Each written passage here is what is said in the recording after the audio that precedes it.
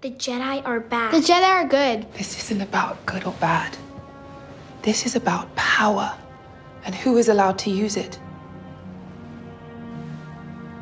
You're a very powerful girl. Right now you want to be a Jedi. But as you grow, what you want, it changes, it shifts. Like the seasons.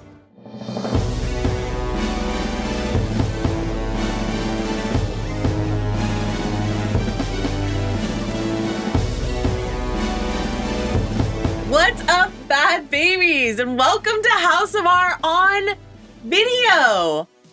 If you hadn't already heard, we're now doing House of R, Midnight Boys, and Talk the Thrones on the Ringerverse YouTube channel, in addition to wherever you get your podcasts. That's right. So this is House of R. I'm Joanna Robinson. Joining me today, she's the red moon to my blue moon. It's Mallory Rubin.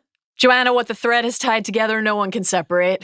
Oh my gosh, what beautiful. Thrilled to be here with you in person today, in a studio with cameras. It's a whole new world for us. Yeah, we're going to be here all summer doing this in person.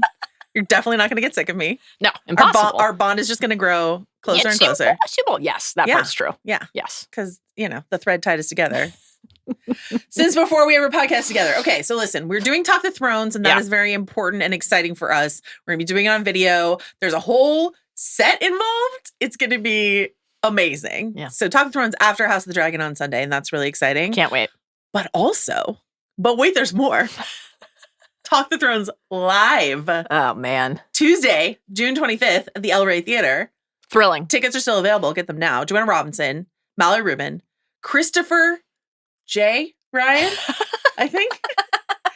And some pals, some guests, some pals. Hang out with us on the podcast or video platform of your choosing. Correct. On Sunday nights, right after the episodes, and then come hang out with us in person. In person, the El Rey. On Tuesday, June 25th. Thrilling. Who could ask for anything more? So, that's it. Yeah. House of the Dragon, Acolyte. That's what we're covering for the next couple of weeks. Over in the Midnight Boys, pew pew!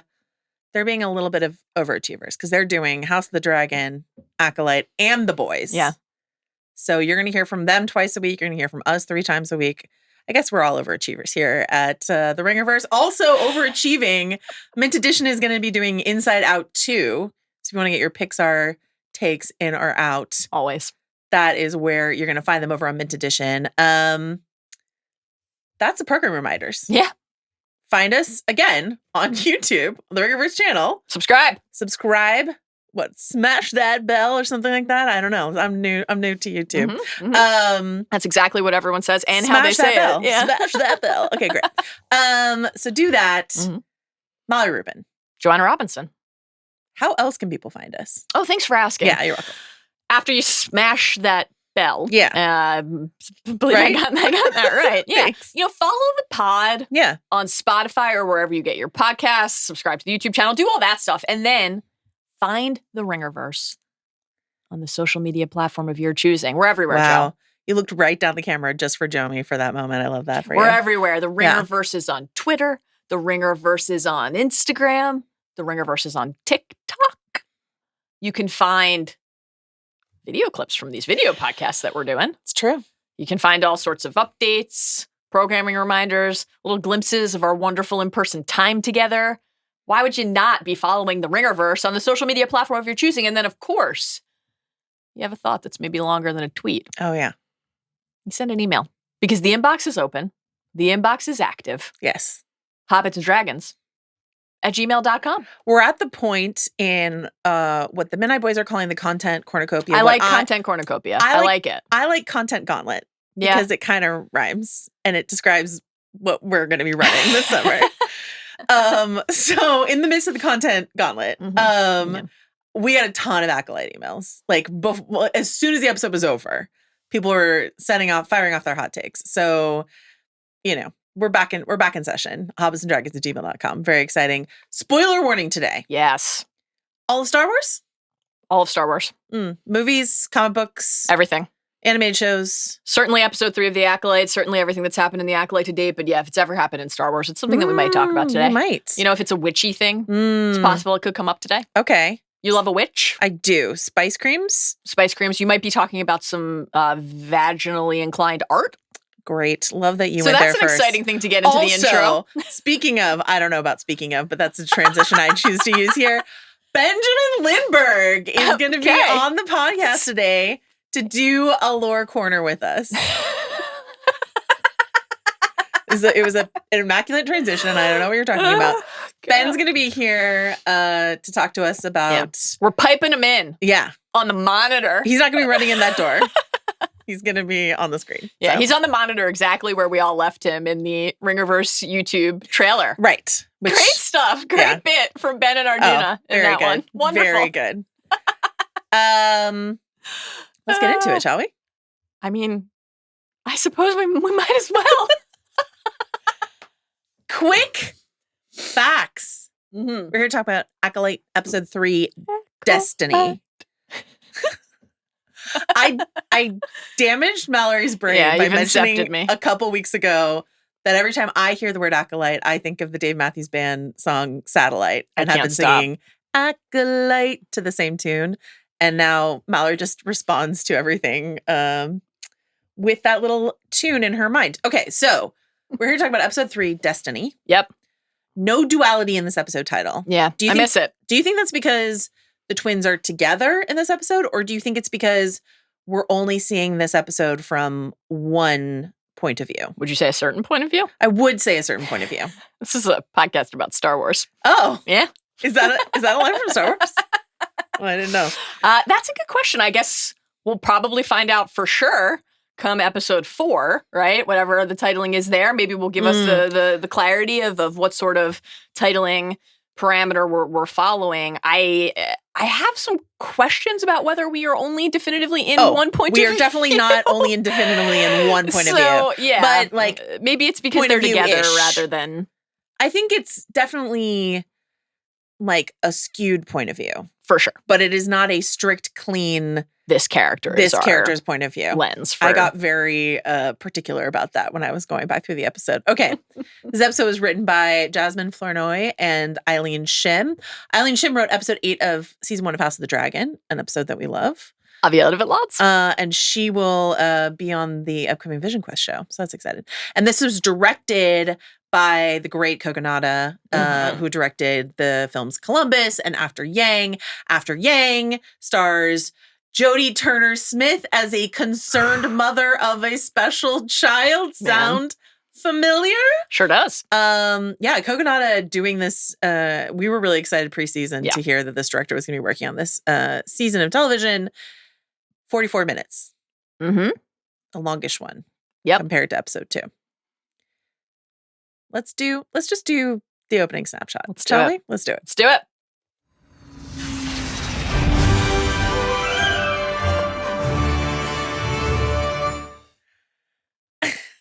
All right, Mallory. Quick overall thoughts about the episode. Thoughts about getting the flashback episode so soon. You were asking about this when we talked last week. Did this satisfy you? Was it additive to what we already knew about Mae and Osha's backstory? I also asked last week if we might see a Jedi just steal a child's blood without asking at some sure point. Did. And sure enough, we were rewarded. Yes. That was a thrill for me. Yeah. I'm pretty mixed on this episode. And it's the kind of episode where in real time, I can feel that I am unable to properly assess whether it totally worked for me until I see the entire season. Yeah. I could see going back to this episode after we complete the 8-episode first season and thinking that this was a brilliant way to expand not only the timeline, but the nature of the mystery and how we're navigating parsing the mystery. Yeah. In real time, I found it to be like emotionally compelling, thematically intriguing, and in other ways, like a little bit odd. I'm still having some of the, I'm liking the show overall. Yeah. I'm like incredibly excited to keep watching it. Overall, I'm enjoying the show. I love the chosen focus, the examination of the Jedi, right? Mm-hmm. the Jedi as gatekeeper, etc. I'm genuinely really into that. This is intergalactic cops. Yeah. The Jedi like do not come off well in this episode, and I think that's this is what fascinating. we were sort of talking about when we covered the first 2 episodes. The proposition of the show was from a Sith point of view. Yes. And so whether or not you would consider this strictly a Sith point of view, we don't know where these witches align necessarily. Right. But it's certainly not a pro-Jedi point of view. No, absolutely not. And so I like that, and I like the show's ambition in that respect. And I'm really excited to keep watching like what the assessment of the Jedi pursuits are, right? And where the show comes down and where the characters who are either outside of that or a part of it end up coming down, right? Or what they might be complicit in. I think that's fascinating. In terms of your question about, like, was this the right time for a flashback episode? That actually didn't really bother me. Yeah. I kind of, again, like, we'll see, because part of what I leave this episode thinking is that maybe we get another flashback episode, and that maybe it is— Oh, definitely. Maybe it is not only another flashback episode, but maybe it is set in this exact same stretch of time. Perhaps we extend a little bit in either direction, because I think we still need to understand what brought the Jedi to Brendock, and then that particular like permutation of being there, and then certainly what happened during the fire, which was to the witches, quite when odd. When they all sort of cry out, and we very specifically don't see what happened. Yes, and they do not look burnt at all. Yeah, a lot. So of, you're saying there's gonna be more that we see there? A lot of like scrunched up face response to that as you're watching in real time, trying to figure out what's happening, which is of course by design, right? We're not supposed to leave this episode with a totally clear picture, either because of, to your point, like, whose perspective are we seeing this from? Yeah. Or because we just haven't actually seen what all of the characters are up to, and those things are entwined. So if we get another flashback and it feels like, okay, every couple episodes we're in the present day, and then we move back and we have an increasingly full picture of what unfolded, and we're gaining that clarity in lockstep with the characters, I think that could actually be cool. It didn't feel too soon to me to do a flashback. I just beat to beat, scene to scene, minute to minute. It just wasn't the strongest episode. And there's something about like the pace and the cadence and the way the characters are speaking that is, I'm still just like acclimating to. I did think that Jodie's performance was exceptional. Absolutely. Absolutely exquisite. And I know you love a witch, so that was exciting. What did you think And there of were the episode? so many witches. There were. And they're cloaked. They're singing. You got an impromptu there was musical a musical number. There were lesbian witches. Who could ask for anything more? A beautiful forest, a poison tree. The poison bunta tree was absolutely gorgeous. Yeah. I think this was like a half of a great episode. I think all the Jodie stuff works. Yeah. I think every time she's talking, I'm mesmerized. I think the fact that there are a ton of witches here is really exciting for me. You love a witch. I think you love an Osha Vista. You love a witch. I love a flashback wig and flashback bangs, and we got so many of those. Everyone had bangs in the past, and that is great news for all of us. So all of that worked for me.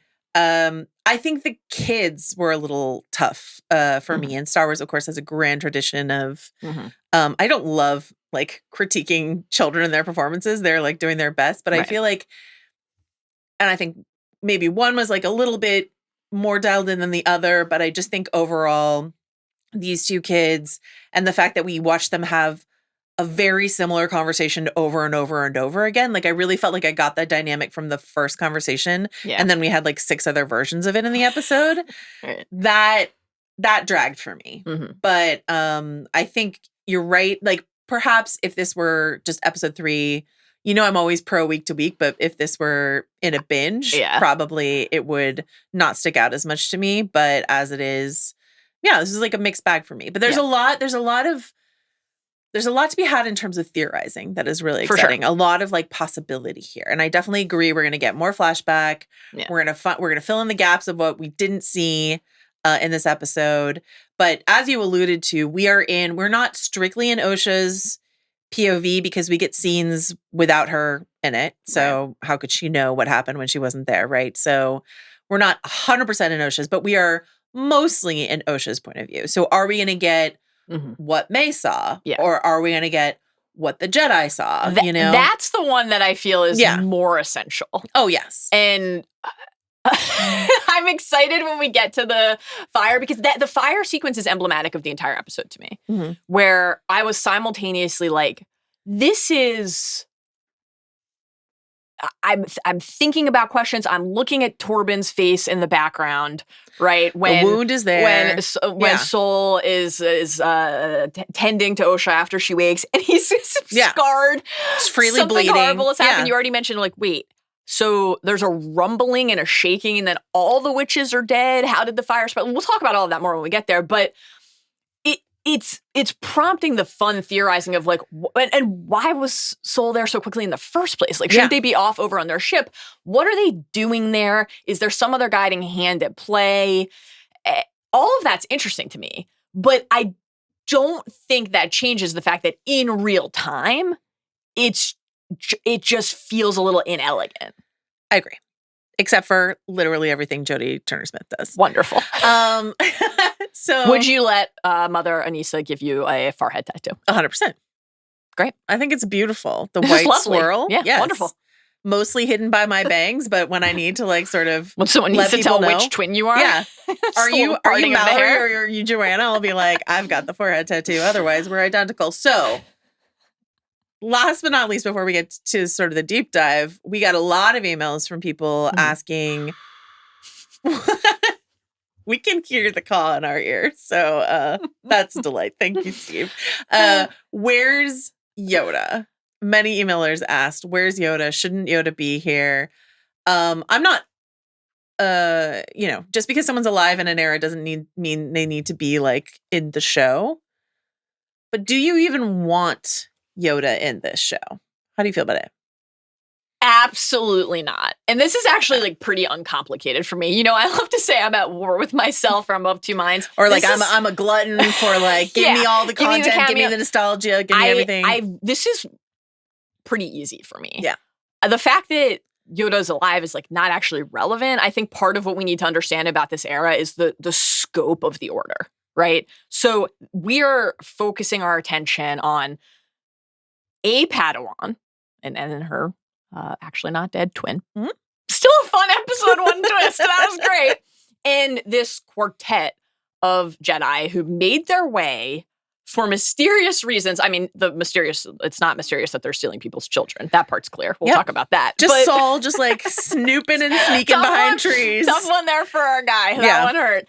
But we're focusing in on a group of people, and the Order is vast, and everybody's going about their business in the galaxy. And so Yoda's posted up at a noodle bar elsewhere in the galaxy. Yoda's got things going on. Like, there's that. It just, I don't know that we need to imply that everybody is like in touch and in each other's lives all the time. Because there's so many active Jedi out there. I think like if he were like referenced or something, that would be fine to me. But to me, it's actually more about what we talked about last week, which is how different and separate and standalone is this show really? Yeah. And I remain a little, I'm still kind of finding my bearings with that. And I'm again, I'll reserve judgment until the end of the show because there are some parts of the connection to just how we think about what a Star Wars story is. Yeah. Like putting aside the Skywalker saga piece of it for a minute. This idea of how the Jedi think about attachment, et cetera, all the stuff we talked about last week. It makes sense to me that that's a part of this. The idea of taking a theme that we're accustomed to examining and perhaps inverting or in some way recalibrating what the story does with that, I think is great.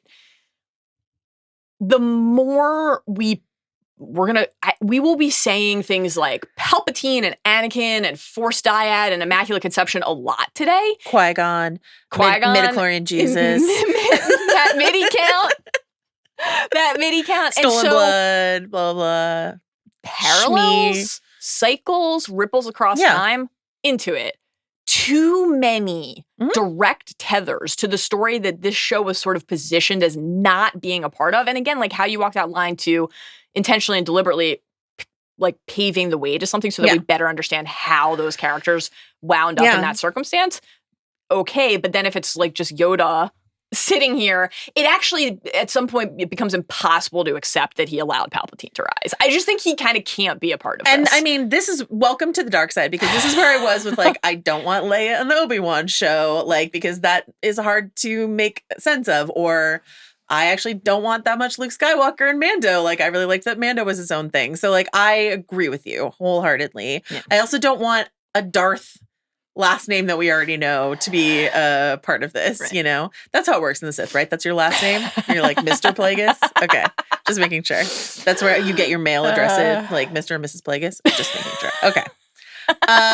Let's go now to the deep dive. Do you think Darth Plagueis was a big, like, handwritten scroll? Oh, yeah. Yeah. Heavy into correspondence. He's pretty susceptible to chain letters. Have you heard? Deep dive. Let's do it.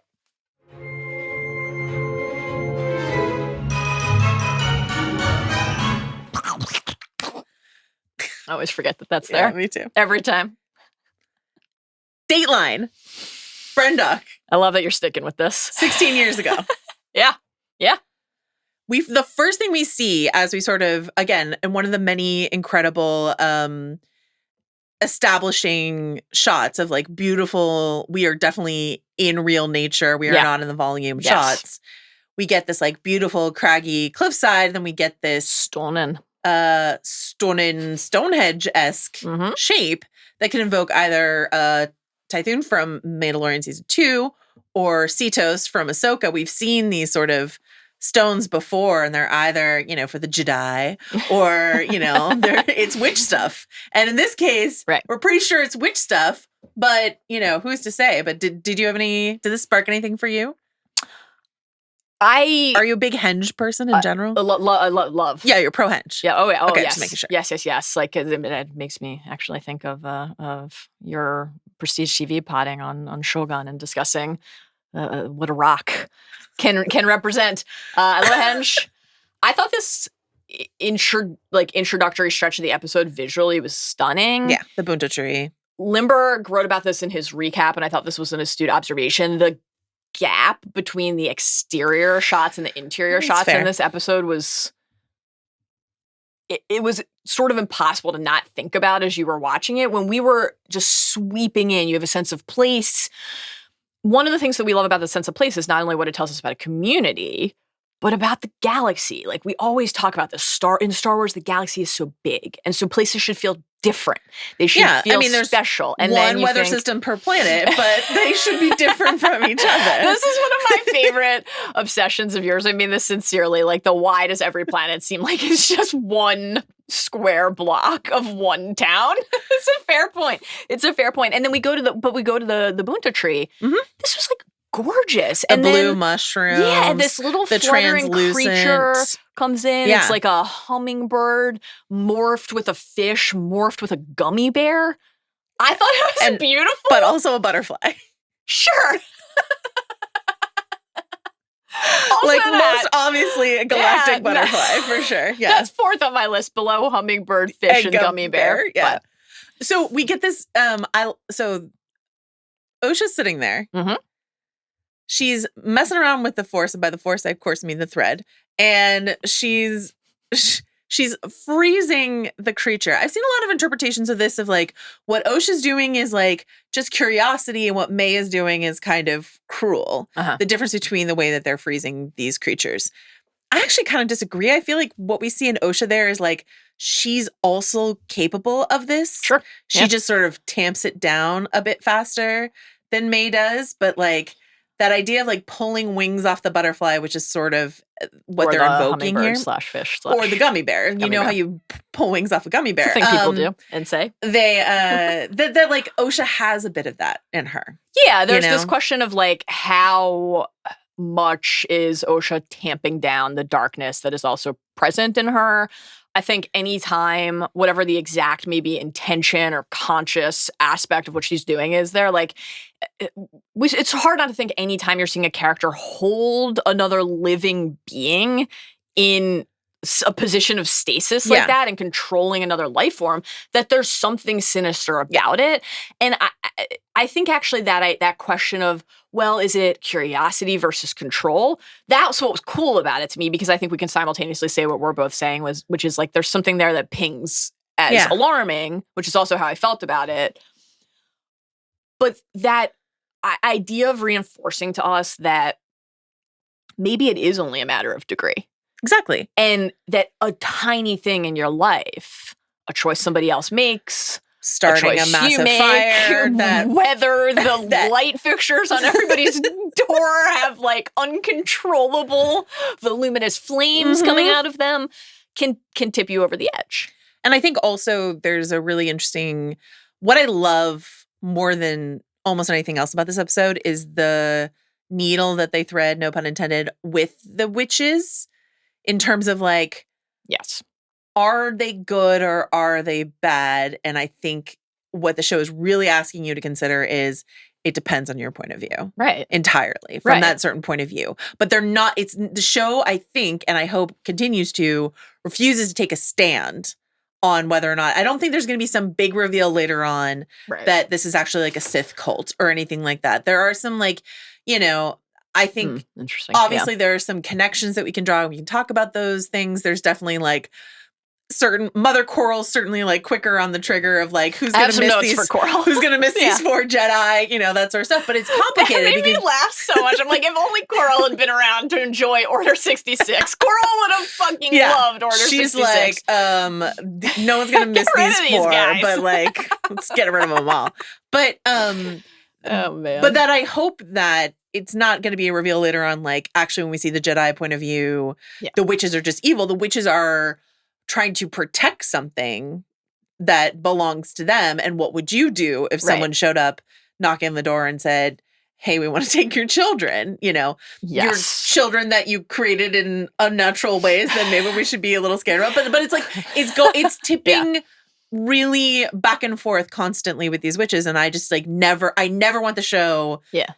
I want it to be up to us to decide whether or not these women deserved to just be left alone. Right. Because coming out of this episode, I'm like, just leave these women alone. None of this would have happened if the Jedi had just minded their own business, right? Yeah. But the Jedi are going to feel like, you know, as Torben said, in a tremendous wig before he took some Buddha poison, like, you know, we thought what we were doing is right. Right. So, you know. There was a little bit of a Rings of Power touch the darkness element to this, right? Especially for the kids. And I think that question of, is it dark side, is it light side? In a Star Wars story, we're always thinking about balance. Well, what is in between was I agree, like very, very present here. And I like what you're sketching out about, like leaving it up to, this is a way that the journey for the viewer and the characters can really be joined. Yeah. Like leaving it up to us to make a decision, whether it's a logical one or a moral one or a philosophical one, about like what it means to align yourself with another person, to live your life a certain way. And that, like, the Bunta tree is so beautiful, but Osha, it's dangerous only if we eat it line. Yeah.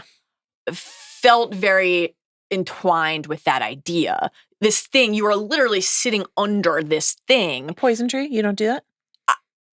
I like personally to be in my home. That's true. In pajamas, under the comfort of a fleece blanket with my cat on my lap, as safe as I can possibly be. I do not think I would choose to spend my leisure time under a poison tree, but I do like this idea that this like stunning canopy that seems so welcoming and inviting and peaceful could kill you. And we actually have seen that happen in the prior episode, right? The Bunta petal put into the poison that Torben drank.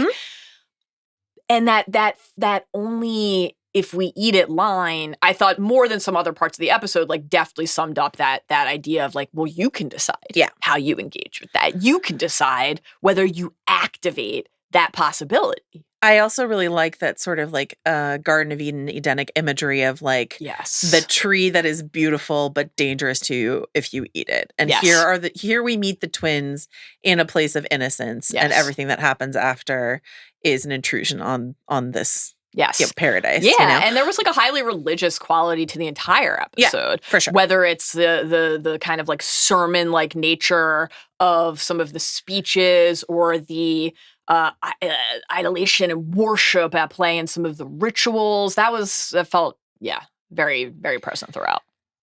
Mae is like accusing Osha. She's like, why do you always run off alone? Why are you always doing this? And I just want to, we don't need to dwell on this because they kind of go back to this well a couple times in this episode, but I do want to just underline something that Leslie said in the conversation that we had with her last week is this idea of thinking about Mae and Osha. And again, this episode really underlines this as like diametrically opposed in their I want nature. We're so accustomed to the I want of either like a Disney princess or a moisture farmer from Tatooine or whatever. What do you stare off into the distance. I want to go adventuring. And the fact that there would be someone like Mae who was like you, I want to stay home. I'm good where I am.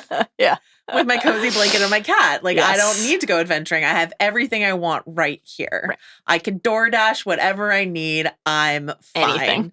So that idea of Mae as a creature who exists to be in opposition to the classic Star Wars heroic, I want to get off this rock and go see another, does it rain on another planet? I would like to know, stuff like that. So, yeah. Tell me of your homeworld, Usul. Mm-hmm. Yeah, it's that part of the twin dynamic and the recurring nature of their conversation. That aspect, at least, was interesting to me because I think one of the things that the episode does well,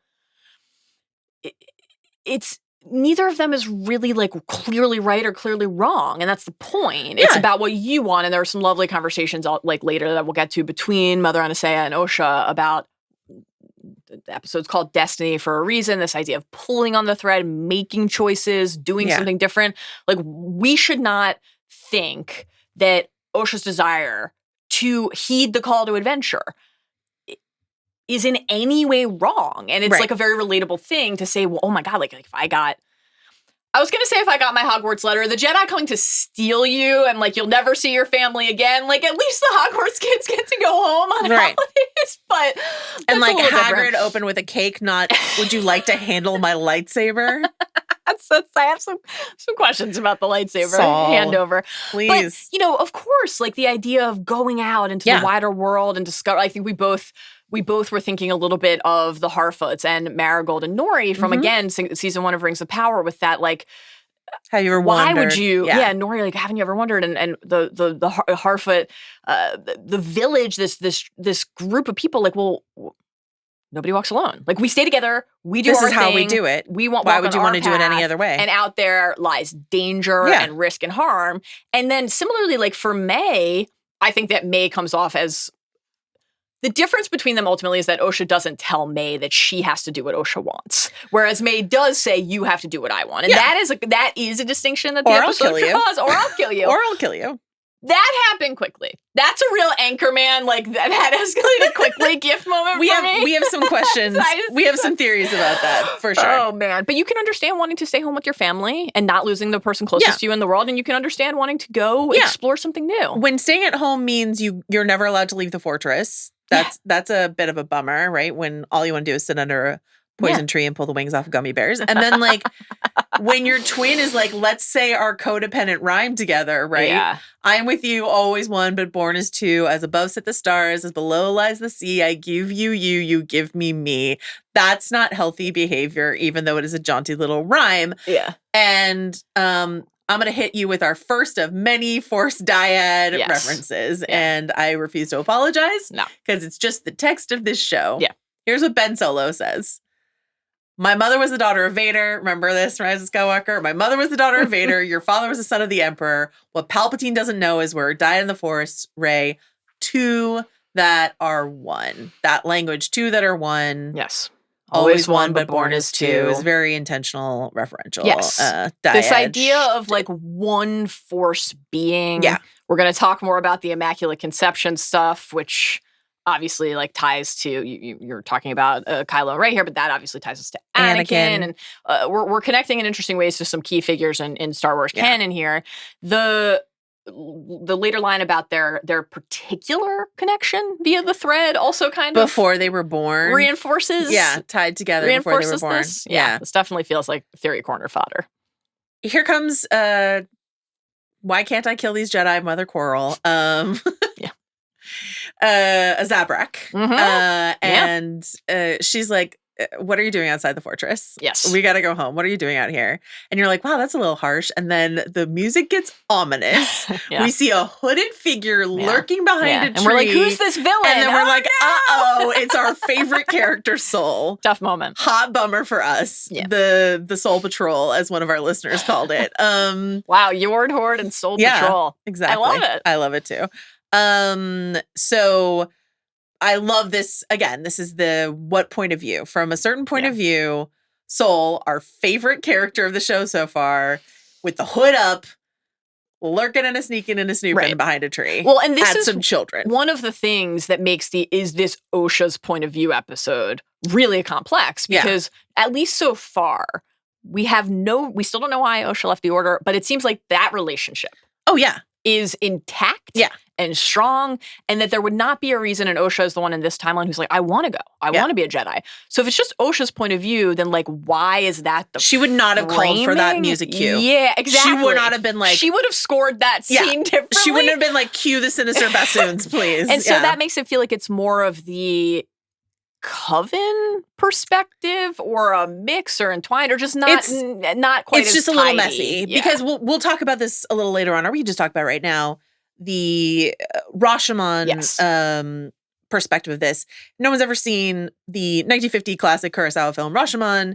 It is a story where multiple people tell their version of a murder, and every time you see it, because you see it over and over again, it is told differently. Yeah, and if you'd like a more contemporary example, you could watch modern classic The Affair, where each episode... I can't believe... Yes, you can. You can believe it. Is it because Jodie Turner-Smith was married to Joshua Jackson, who was on The Affair, and that's why you're thinking about The Affair? Man, yeah. Cole is always on my mind. The first half of the episode is one character's perspective on events, and the second half is another's, and they're off to the details are quite distinct, Joe. Watch either The Affair or Rashomon. Either. Same level of quality. We all agree. So Rashomon is very strictly in a point of view. Yeah. This is not what we're watching here, but I would say skewed towards Osha's point of view, just because like the key things that we don't see, the reason we don't see them is because we're with Osha, is sort of how it feels. Right. Okay, here's my question for you. Okay. Did Georgia O'Keeffe, famed painter of suggestive flowers, design this fortress? Could be. Okay. Yeah, could be. Not the first thing in Star Wars, whether it's a mountainous lair or a sarlacc pit. Oh, I was thinking what Rey dives into. or that. On Octo. You know, a lot of moments in Star Wars where we are... the camera and the audience alike penetrating some sort of vaginal abyss. So there's a lot to think about there. Thank you. To think about Given that we're about to head into an all-female coven. Yep. And given that Osha and Mae have two mothers, given how like Lilith Fair core we are in our time here, I think the shape of this particular fortress is wholly intentional. We get the first glimpse of the dual moons in the background of the fortress. Beautiful. We'll see them much more, when the sky is dark for the ascension. We'll see them aligning. But I think that seeing them there, noting that the red and the blue form the O in the Acolyte logo, that's a really fun moment for me. Anything you want to say about spice creams? Sounds absolutely delicious. Or I have some questions about the trade policy of this enclave of women. Yeah. Like, how do they get all their goods? Yeah. Are they wholly self-sufficient, or do they, they take their longbows and go out trading in the galaxy? Right, because we know they're hunters. They hunt in all seasons. Interesting conversation about that later in the episode. But like, where do they get the reeds for their baskets? You know what I mean? I just like have some. Yeah, interesting. Perhaps they're involved in an exchange with another coven of exiled witches. Yeah, could that be possible? Coven like trade. Dotted across different smattering covens. Witch covens across the galaxy, the different natural resources at your disposal in a given location. It's a great question. This is why you're the best, because you were thinking about how would this society actually function, and I was thinking, how can I get my hands on a spice cream immediately? What is the commute at this exact moment in time down to Galaxy's Edge from my home? And, if Coral wants the children to remain content in the fortress, let them have a fucking snack. A sweet treat. Yeah. My girls. I'm not a parent, so I don't actually know how to ensure that children but if have Halo, balanced nutritional diets. But when Halo's like, I'd like to treat him like, you got it, buddy. What if he had misbehaved and gone outside the house when he's not supposed to? Well, he's an angel. Oh, and never does anything wrong. Everything he does is perfect. Okay, so one thing I will note is when they walk into this courtyard filled with many goods and services that one creator could not provide, the women seem to be bowing to the girls. So they have this place, and we'll find out later that they're the reason these women aren't going to go extinct, that they've found some young women here. Leslie Hadland has said these witches are not the Night Sisters, but they are inspired by the Night Sisters. Yeah. And also the Path of the Open Hand, which is, a fringe sect, I would say, that you could read about in the High Republic novels. So if you want to do your High Republic homework, again, you don't have to, but you can. Right. But the Path of the Open Hand is one of those groups that had a different point of view when it came to the Force and how to use it. Right. And that the Jedi shouldn't be allowed to. Yeah. Night Sisters, of course, on our minds here. The thread language we got some real. That's Ping and Great Mothers in Ahsoka for me. Comps there, just helpful in terms of clarifying for us that it's not the same, to give us purple mist instead of green. When we're pulling the magic down and using it to plant and we've got forehead beautiful tat on a youngster. We've got beautiful face tattoos and not like horrible white makeup like we saw on the Night Sisters in Ahsoka. Our robes are purple; they're not red. Yeah, all the color coding is really helpful. Do you think Mae's purple robe in her "I'm gonna sneak around and kill a lot of Jedi" mode, is that a nod to her origins, her culture? Could be. There is a pretty ominous, hey kiddo, if I die, make sure you carry on our traditions moment during the Ascension. Yeah. So it could be part of how Mae is honoring this history and honoring what at least she believes is her effort to do exactly that. Yeah. It could be that she, like me, is a passionate believer that this is the year the Ravens will win the Lombardi Trophy. It could be that. That's possible. Okay. All right. Do you not think that's what it is? No, for you, I will choose to believe this whole episode is dedicated to the Ravens. Okay. Thanks, pal. We get a lot of other stuff between Coral and Anastasia, who have different ideas of how to raise these children. Yeah. A lot of these themes will come back more, so we'll talk about them later. But the twins are not normal children is dun, dun, dun. A big moment that happens here. Yeah. And then we get into this Force lesson, and by Force lesson, I of course mean a thread lesson with Mother Anastasia. Again, this is like one of those moments where they just let Jodie Turner-Smith cook, and it was wonderful. Like hypnotic and mesmerizing. Steve, will you hit us with this clip? All living things are connected by the same thread. A thread woven through all of existence. Some call it a force. I claim to use it. But we know the thread is not a power you wield. Pull the thread, change everything. It ties you to your destiny. It binds you to others. Mallory Rubin, as you mentioned, I love witch stuff. You love a witch. You hate a crevice, but you love a witch. I love threads and fate and destiny. So we of course have to talk for a second about the fact that when we covered Ahsoka, we were noting every single time House Hottie or one of the Night Sisters or Morgan were mentioning threads and fate. The threads of fate. Fate has decided our next move. What thread is she spinning? It was a loose thread, they say, about something they couldn't see coming. The thread of fate has spoken to us. The thread of destiny demands it. Right? These are classic. It is a loose thread was a really fun one. It was a loose thread. It was a really, really fun one. So like, that's obviously they were like a reference to the fates, and we talked a lot about the mythology around that, but I think it's no coincidence that we're talking about magic and the Force in similar language across these different witchy covens. Yes, which I love. The tie to the covens, the tie to, because even though, again, these are not the Night Sisters, that is another interesting. We don't have enough information about this coven to really make a call, but the question of like, well, what is darkness? Right. Magique! When you're wielding your magique and tapping into some sort of dark power. Yeah. Then the way that other Force users or other pockets of society think of you as a threat. Right. Unnatural.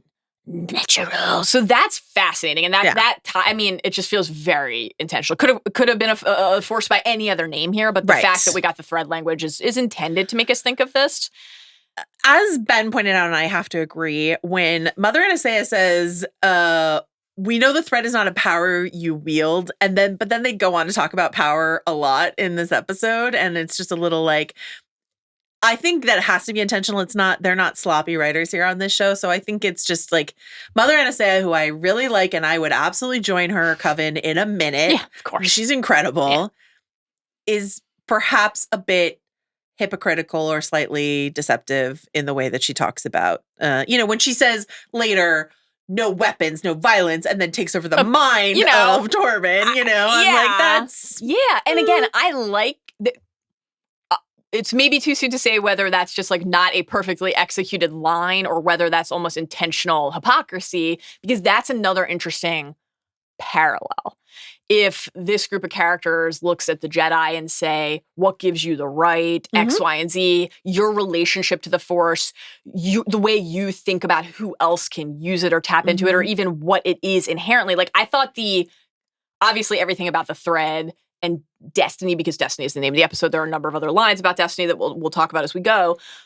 Certainly that's the thrust of this, but I thought the claim to use it language was as notable, because the idea that the Force is something you can tap into or channel versus the idea that it's a great tapestry that you are stitched into. And pull the thread, which I don't feel like I have a full grasp on what is meant by that. It's used again later in another beautiful moment. I don't think we have a clear comp for that. It's not the same as use the Force, Luke. Like, it's not the same thing. So I would love to learn more. If they want to just do a full short spinoff on social media of webisode of Mother. Yeah, we're still doing webisodes, right? Of like a Quibi, maybe of Mother Anastasia's sermons. Like, I would go watch them all. But I think that what we want to talk about is this idea of the power of two, the power of many. Yeah. Right?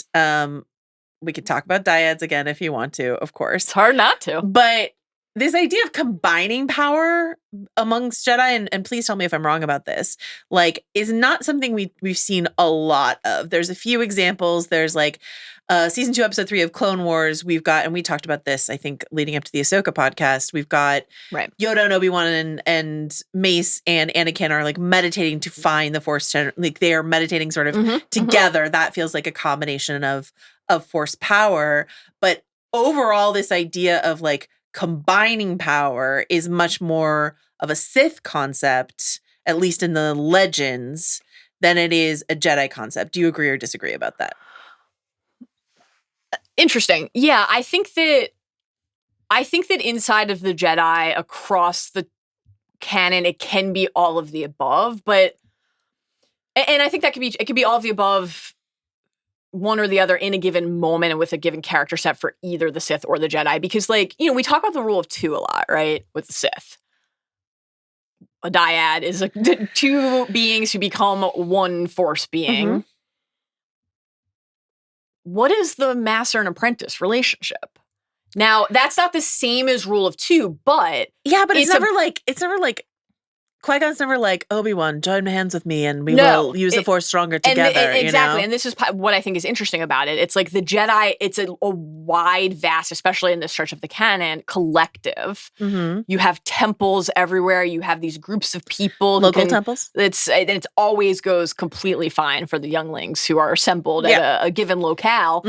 But then there is the defining relationship in your life is going to be with this one other person. And so I think like all of those things are true at once.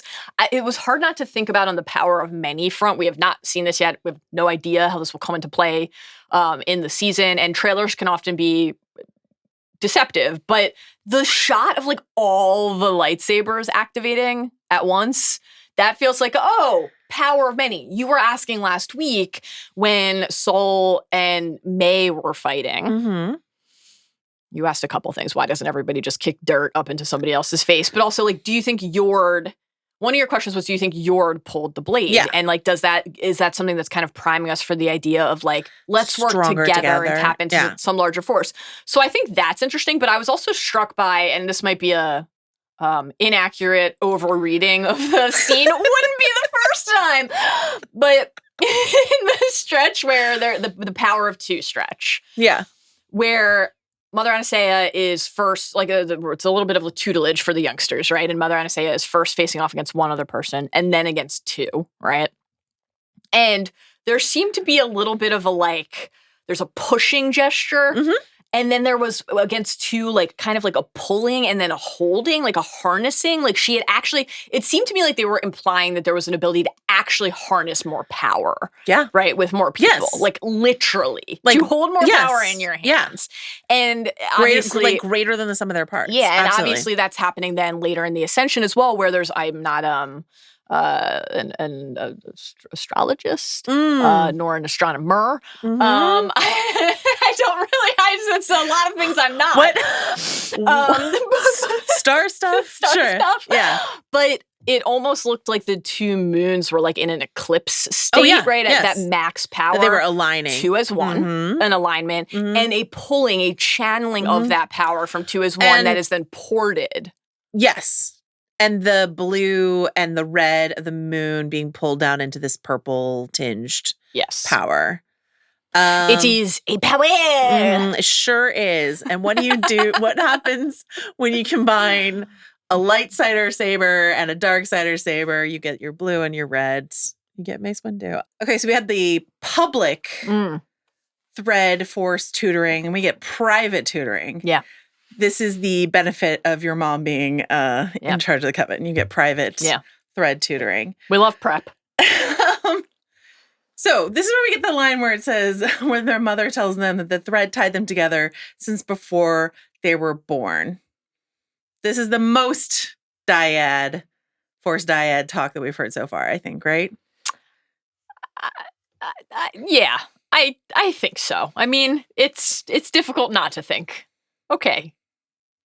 Force dyad. Let me hit you with a Palpatine. When you hear that. Let me hit you with a Palpatine quote. Please. Legends claim that two beings shared this profound connection, gain access to a great number of ability skills beyond the grasp of even the most powerful Force wielder. That's a good Palpy. Thanks. Well, great Palpy. Love that Palpy. What about Mother Anastasia saying that the Ascension is going to require that they walk through fear? Yeah, some like litany against fear, Dune energy, you know? Jedi trial of courage energy. Love that. Yeah. Thinking that's interesting too with the Ascension and the trials, like thinking about similarities and differences between like a different ritual in a different group and how they relate to the Force and think about what it means to like graduate to a different level of readiness or connectivity to that.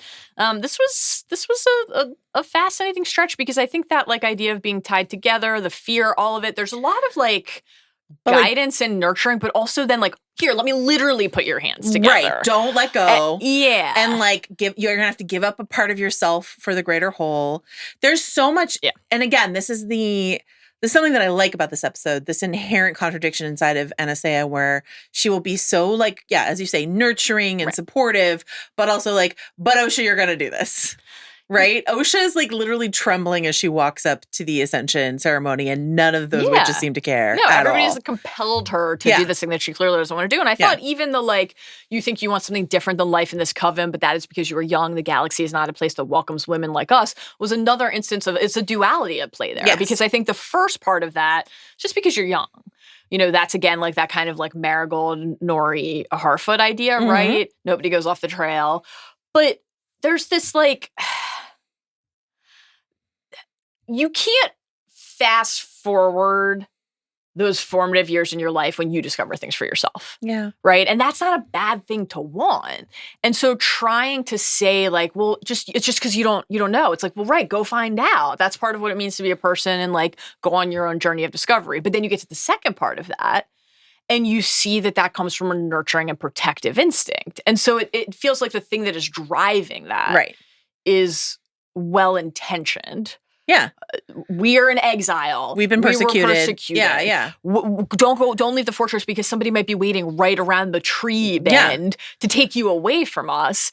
But then if it manifests ultimately in you feeling like you can't live your own life. Yeah.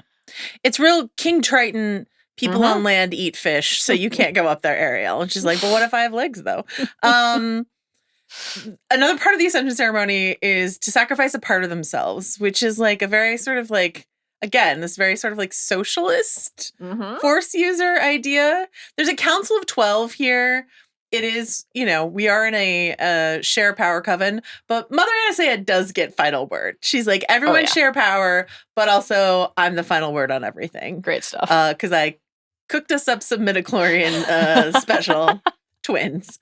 Is the specialness of these twins why the Sith are so interested in Mae and Osha? Because there is this like outside of the movies doctrine of the dyad is this Sith lore long promised, carved into the wall of the Sith Citadel and Exegol. I know you're so excited to talk about Exegol again. Always love You're like, take me back to Exegol, always. But like in canon, Darth Plagueis tried to create a dyad with Sidious. Sidious tried to create one with Vader, and that failed attempt is how we got Kylo and Rey. So like the dyad is something that the Sith have been after for a very long time. And I'm wondering, this is something that a friend of the pod, Dave Gonzalez, and I were talking about recently, which is like Mando was the Mandalorian in like season 2 and 3 is bogged down so much by trying to like explain the cloning Palpatine plot. Yeah. Is a mandate of this show make us feel more comfy with the concept of the dyad? What do you think? Anytime we can talk about the Sith Eternal and Exegol, we have to do it. I think that it is, again, like impossible not to be thinking about these things when you're in the stretch of the episode. We were hunted, persecuted, forced into hiding, all because someone considered our power dark. Unnatural. I mean, of course, this makes us think of Palpatine. It makes us think of Anakin. It makes us think of Revenge of the Sith before we get to somehow Palpatine return and Rise of Skywalker. Right. The great, the great seduction sequence. He could use the Force to influence the midichlorians to create life. The dark side of the Force is a pathway to many abilities some consider to be unnatural. And then you go back to like, okay, how are the characters in this episode of The Acolyte talking about this, other than the word, the very deliberate utterance of the word unnatural? We were on the brink of extinction, and then we were blessed with the miracle, the gift of life. So there's the sequence with Coral and Anastasia talking about like, I carried them, I created them, which is very active, right? Like a first person way of talking about this. We were blessed with a miracle, the gift of life, makes it sound like something that they have received. That there is another presence. For? Yeah. Maybe, right? Made a deal with the devil for? Yeah, this question of like using the word unnatural to make us think of that Palpatine speech and the association with potentially using the midichlorians to create life. Was Mother Anastasia guided in some respect? Was this something that they knew they wanted to do and then they had to seek some sort of like assistance or boon? If they have in fact succeeded in creating a Force dyad in some capacity, then is this something that the Sith and the Jedi would be seeking either to use or to eliminate? Like, you could look at that from any different perspective. All of that. What the thread has tied together, no one can separate. And so what if somebody needs to or thinks they need to, because what that thread represents when it is intact is too dangerous. Yeah. This idea of separation, I think, is a good one to transition into this email we got from Sarah. And I really love this email because I did hear the caw. I really love the caw coming through the in studio was really excellent. That was good. What Sarah is underlining here is this idea, we're talking about like, okay, we're reminded of Anakin, we're reminded of Qui-Gon, we're reminded of twins we've seen before in Star Wars, all this sort of stuff. Yeah. She's underlining here how intentional that might be. So she says, Sarah writes, even though Yoda is not mentioned at all in the show, instances or phrases always make me think of Yoda's scenes. Saul and Osha's conversation about grief made me think of Yoda and Anakin in episode 3 when Yoda talks to Anakin about his dreams. Saul's conversation talks about grief, naming that emotion for Osha, whereas Yoda says to not to mourn or miss those who return to the Force. Quote, learn to let go of all that you fear to lose.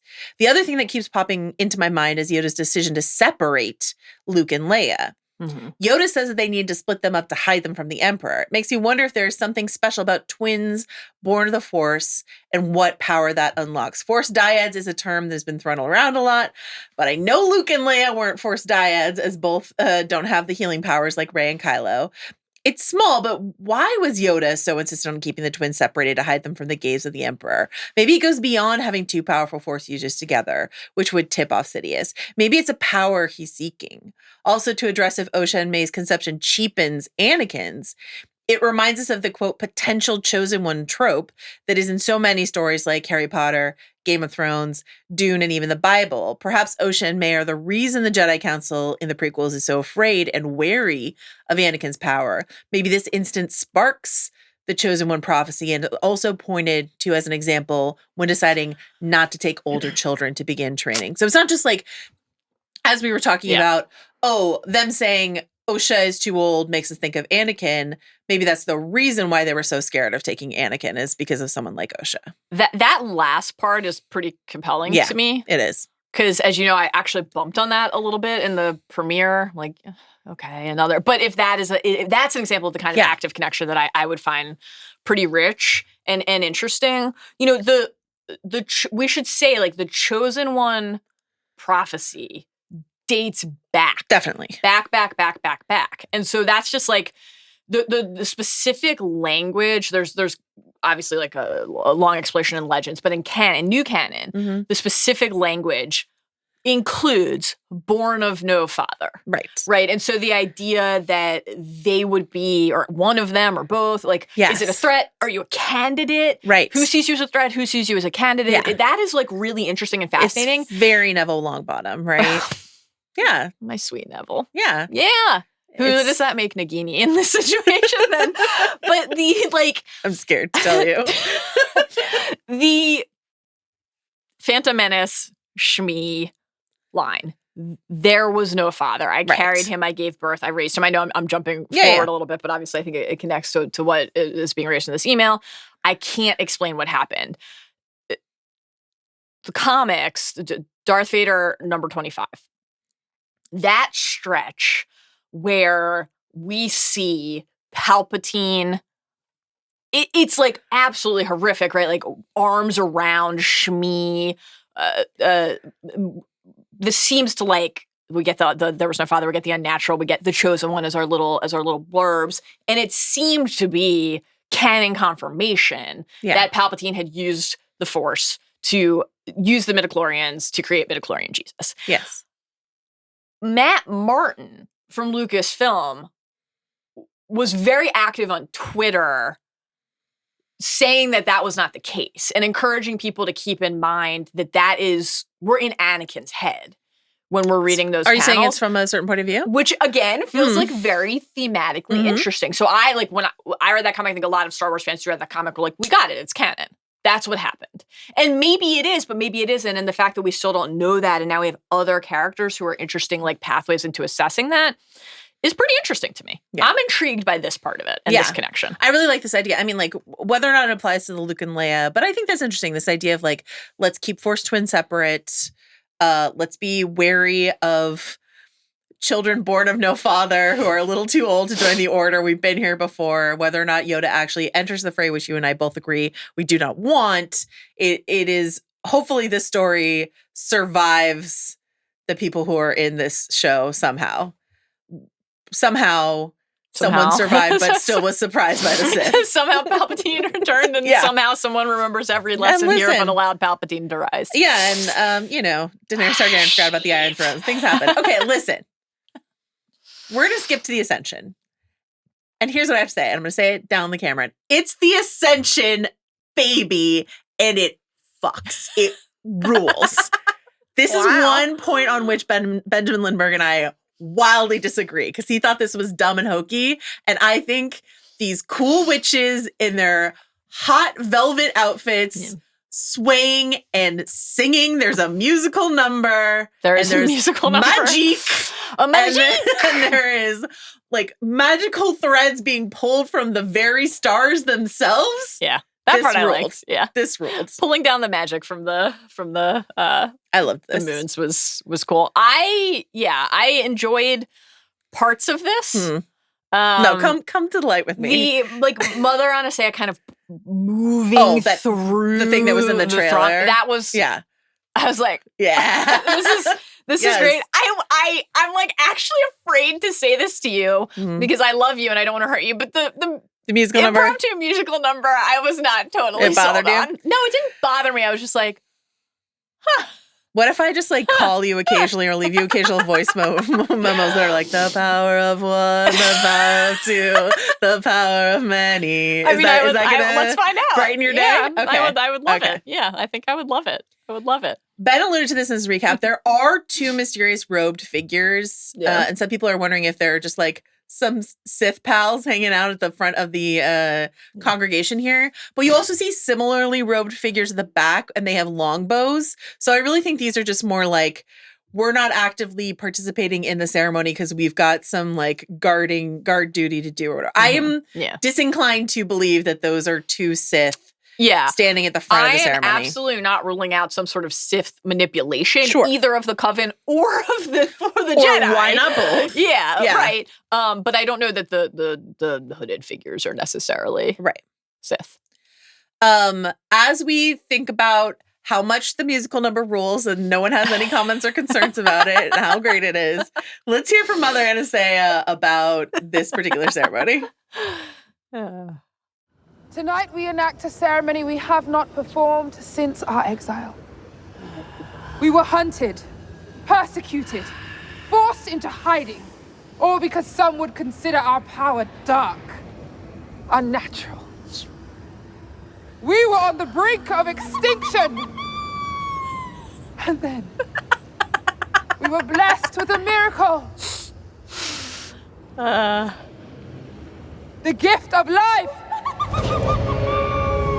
Hey, Steve, can we ask you to, like, in the middle of our pod, just every couple sentences to start making that sound the for yipping? us? Yeah, so we know we're doing great. Thank you, Steve. If you could incorporate that into your process, we'd, I think, appreciate it. I really am remiss that I mentioned the velvet, I mentioned the dancing, I mentioned the musical number, and I forgot to mention the Xeno warrior princess ululations that also happen here. The closed captioning said laughs manically, and I thought that was the closed captioning sort of like tipping their hand of like, this is an evil coven if they're laughing manically. But I'm like, that's just a jubilation. That's just a joyous yip of, listen, we have out of nothing created some twins, and now we're going to one of them against their will, imbue them with a power that we have drawn down from the very stars themselves. You know, also like, it's a lesson for us all because mere hours later, they are all mysteriously killed in a very powerful fire/rock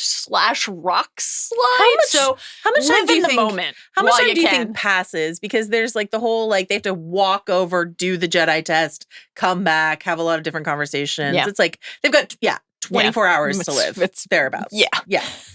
You can only have so many spice creams in that time. Listen, says you. Okay, so.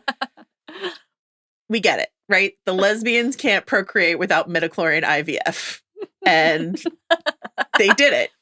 They made these twins. I don't know if it's important that we learn Mae and Osha's full names, but I thought that they were really pretty, Maeho and Varosha. Yeah. And I like every time they call Osha Oshi. I think that's very cute as well. You already mentioned that Mother Anastasia is like, when I die, protect the secrets in 24 hours. Protect the secrets of the Coven. Here come the Jedi. What could go wrong? What could possibly go wrong? Slicing in. Like we're back with DJ in The Last Jedi. Love a slice. There was also that like before we get the slicing here, and then before we get, of course, the crackling explosion of the control room amid the very powerful fire leader. There was the moment earlier in the episode. Like, what's all that? Like, what's all that? What is that? is someone like running like a iOS update in the engine room? Like, what was that? So are there rats in the wall of the Red Keep? It primes us like something feels amiss before this. Is that something the Jedi are doing? Is there a saboteur inside? Stay tuned. Coven? Oh, it's an inside job. Stay tuned for the next flashback is what I would say when it comes to that. Here come all the Jedi, right? Yep. We had already seen Saul, but we get Indara, we get Torben, and we get Kelnaka, and every single one of them has bangs.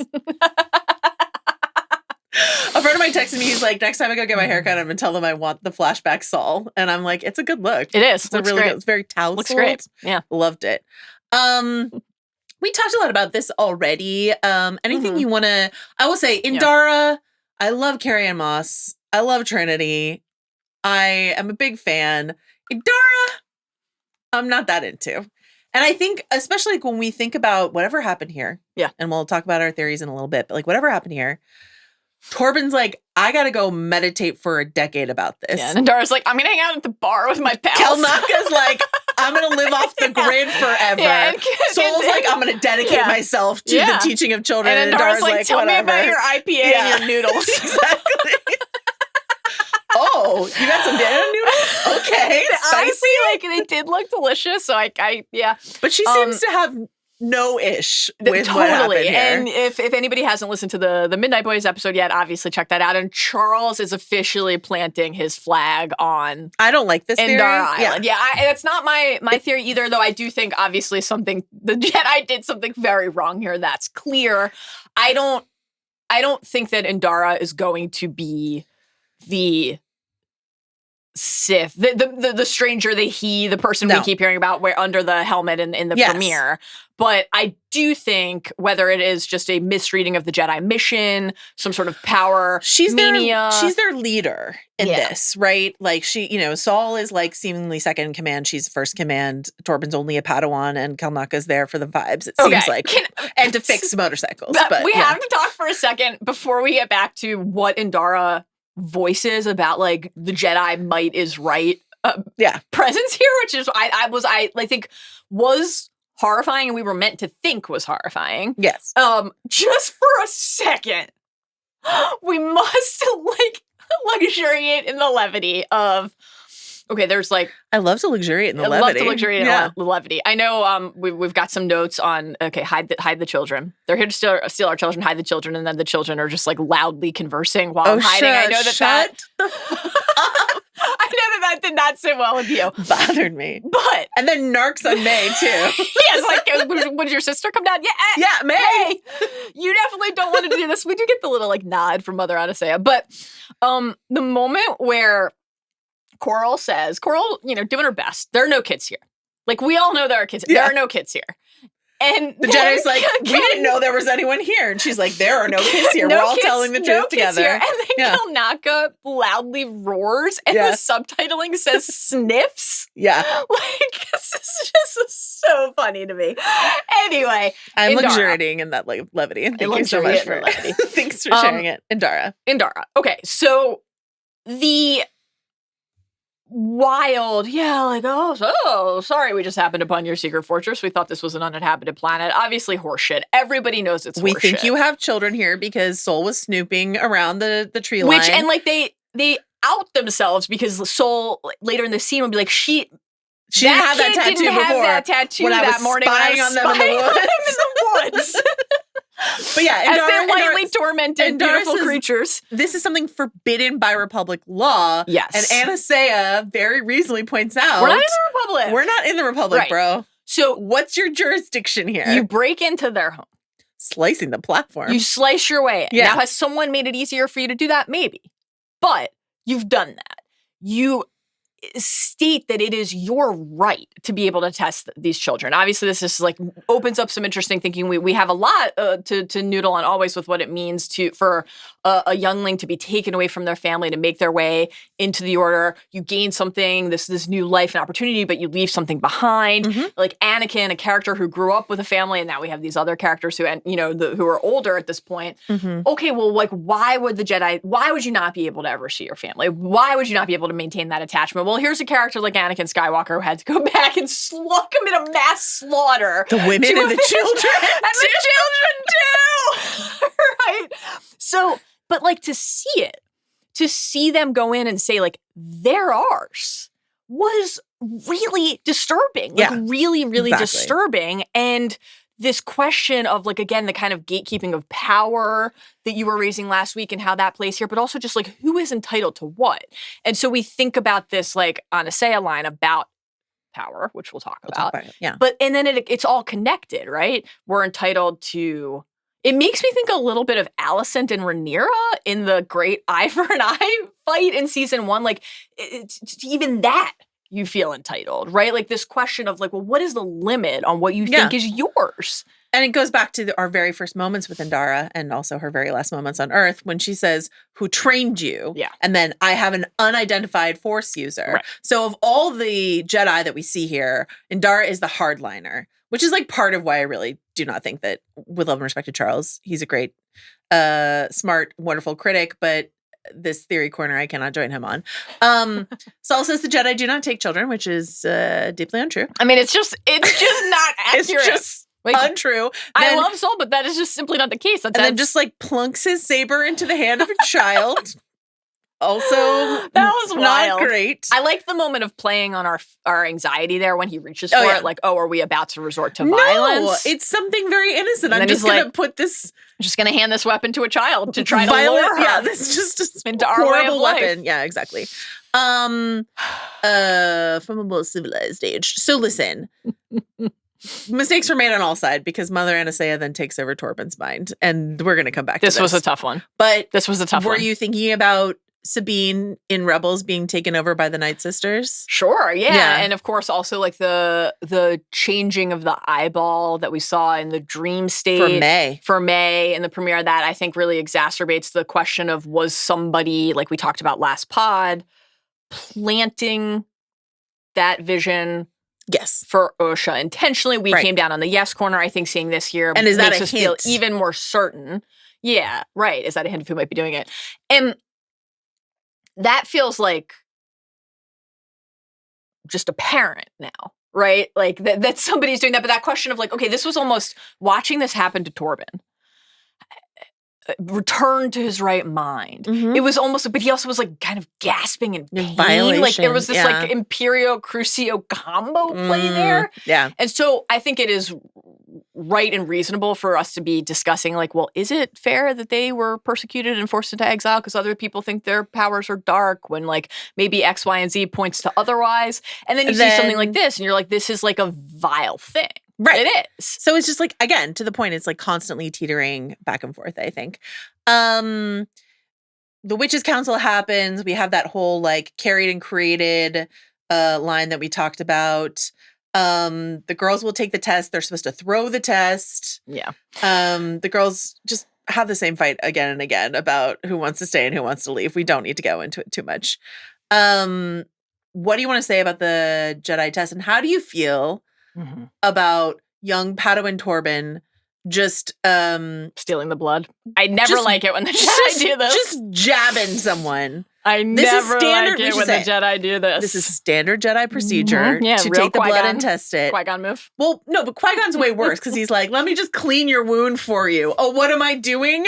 I'm just checking your blood. Like, I rewatched that Qui-Gon scene and I was like, that was so dicey, dude. So at least Torben's like, this is what I'm doing. But I'm just saying, say that before the jab, not like mid or post jab. That's my note for young Padawan Torben there. So yeah, it's all a little fucked up. I think anytime you're taking the blood of a child to test and screen it, to decide if they're worthy of your tutelage without telling them what you're doing, when also they're only there in the first place after you basically like manipulated their coven and family into feeling like they had Jedi, no choice but to grant you Jedi not looking great in this episode this so question. far? It's an interesting one. This larger question of the grayness at play. Because we have this, is it light? Is it dark? Is everyone gray in this story? And I think the dyad and good or evil twin trope is also connected to that, right? Because there's a version of this, and it's the one we've, on the surface at least, seen so far, where it's Osha's the good twin, Mae's the evil twin, but that's not what we we've already seen nuanced behavior in that when Mae puts walks out of the noodle bar. Exactly. That's almost feels like the expectation that we are going to then subvert. Yeah. So because we're talking a lot about dyads, the other thing that was pinging for me in this episode with all the we're one, we're born stew. No, say it the right way. You'll have to. I'm gonna leave it to you to sing to me. The power of many. Yeah, you already love the song. You love it. It is growing on me. Yeah. It's a bit of an earworm. I was thinking a little bit of the Mortis gods and this idea of a very powerful force family where you have the daughter associated with the light side, the son associated with the dark side, and the father as balance, and whether certain characters would, whether it's true or not, think that that's what was happening here, or whether inside of a dyad, that is part of how you achieve balance, is if that actually is happening, and then part of what will disrupt or upend how this dyad functions. Is that flipping or morphing or not ending up being such a clean and tidy divide? There is so much that I hate about The Rise of Skywalker. Yeah. But something that I really like is when we get that vision of Dark Rey, right? Yep. And when we get Kylo Ren as Ben Solo. So that idea of pulling towards the dark, pulling towards the light, and is the purpose of the dyad to find some balance in the middle. Right. Right. We get the testing of Osha. Yeah. Straight out of Phantom Menace, same prop, that the Okay, Jedi Council uses. I have a note on this. Okay. Now, the actual things that Anakin and we're not okay. So crucially, we're not in there with Mae. Right. We know we can see glean that Osha, Mae successfully failed the test, but we're not in there with Mae. Mae knows how to follow orders from her mom. Osha, not as good. We're in there with Osha, so we see the test, and I just think this reminds me of when I used to go back in the day when I actually did go to the eye doctor many moons ago, and I would just be I can memorize the bottom line, and then every time they test I just know what the letters are. You used to cheat your eye test? Maybe, what? Maybe not. But my point is, if you're a kid in a situation, you just go in and be ship. You're probably gonna be right. Speeder, ship. If you just throw other out ship. It's I think some kind of cat. It's a sweet little wild cat. I think part of what we're able to read from Soul there is that there is a moment where you're does he just want her to be failing on purpose, or can he actually tell? What can you sense through the Force? Oh, I feel like he can tell. I think so too. Yeah. And that's another thing, by the way. This connection between them, joined by the thread, the dyad theorizing. One thing that I am struggling with a little bit here is accepting. This episode made it even harder for me to accept that they would not know the other was alive in terms of their connection, which, here's how I then work through that, to me just further cements the fact that somebody it's been a cover-up is manipulating this. And maybe that means there's an active block from another party on their connection. Indara blocked her Force Chi. I love this. So what did you make of Soul pulling Osha aside during the test to share his history? This was such a major moment for me. Yeah. Steve, can we hear our guy Soul? I was younger than you are. When the Jedi tested me, I was only 4. Really? Yes. But I knew I was different from my family. The Jedi saw how special I was. And I can see that in you, Osha. I was very scared to leave my family. But when I joined the Jedi, I found out there were many other children like me. There are other children there? Thousands like us. But you must have the courage to say what you want. So this was already on my list as like really key moment of the episode. And then the Midnight Boys were also talking about how it felt so key to them.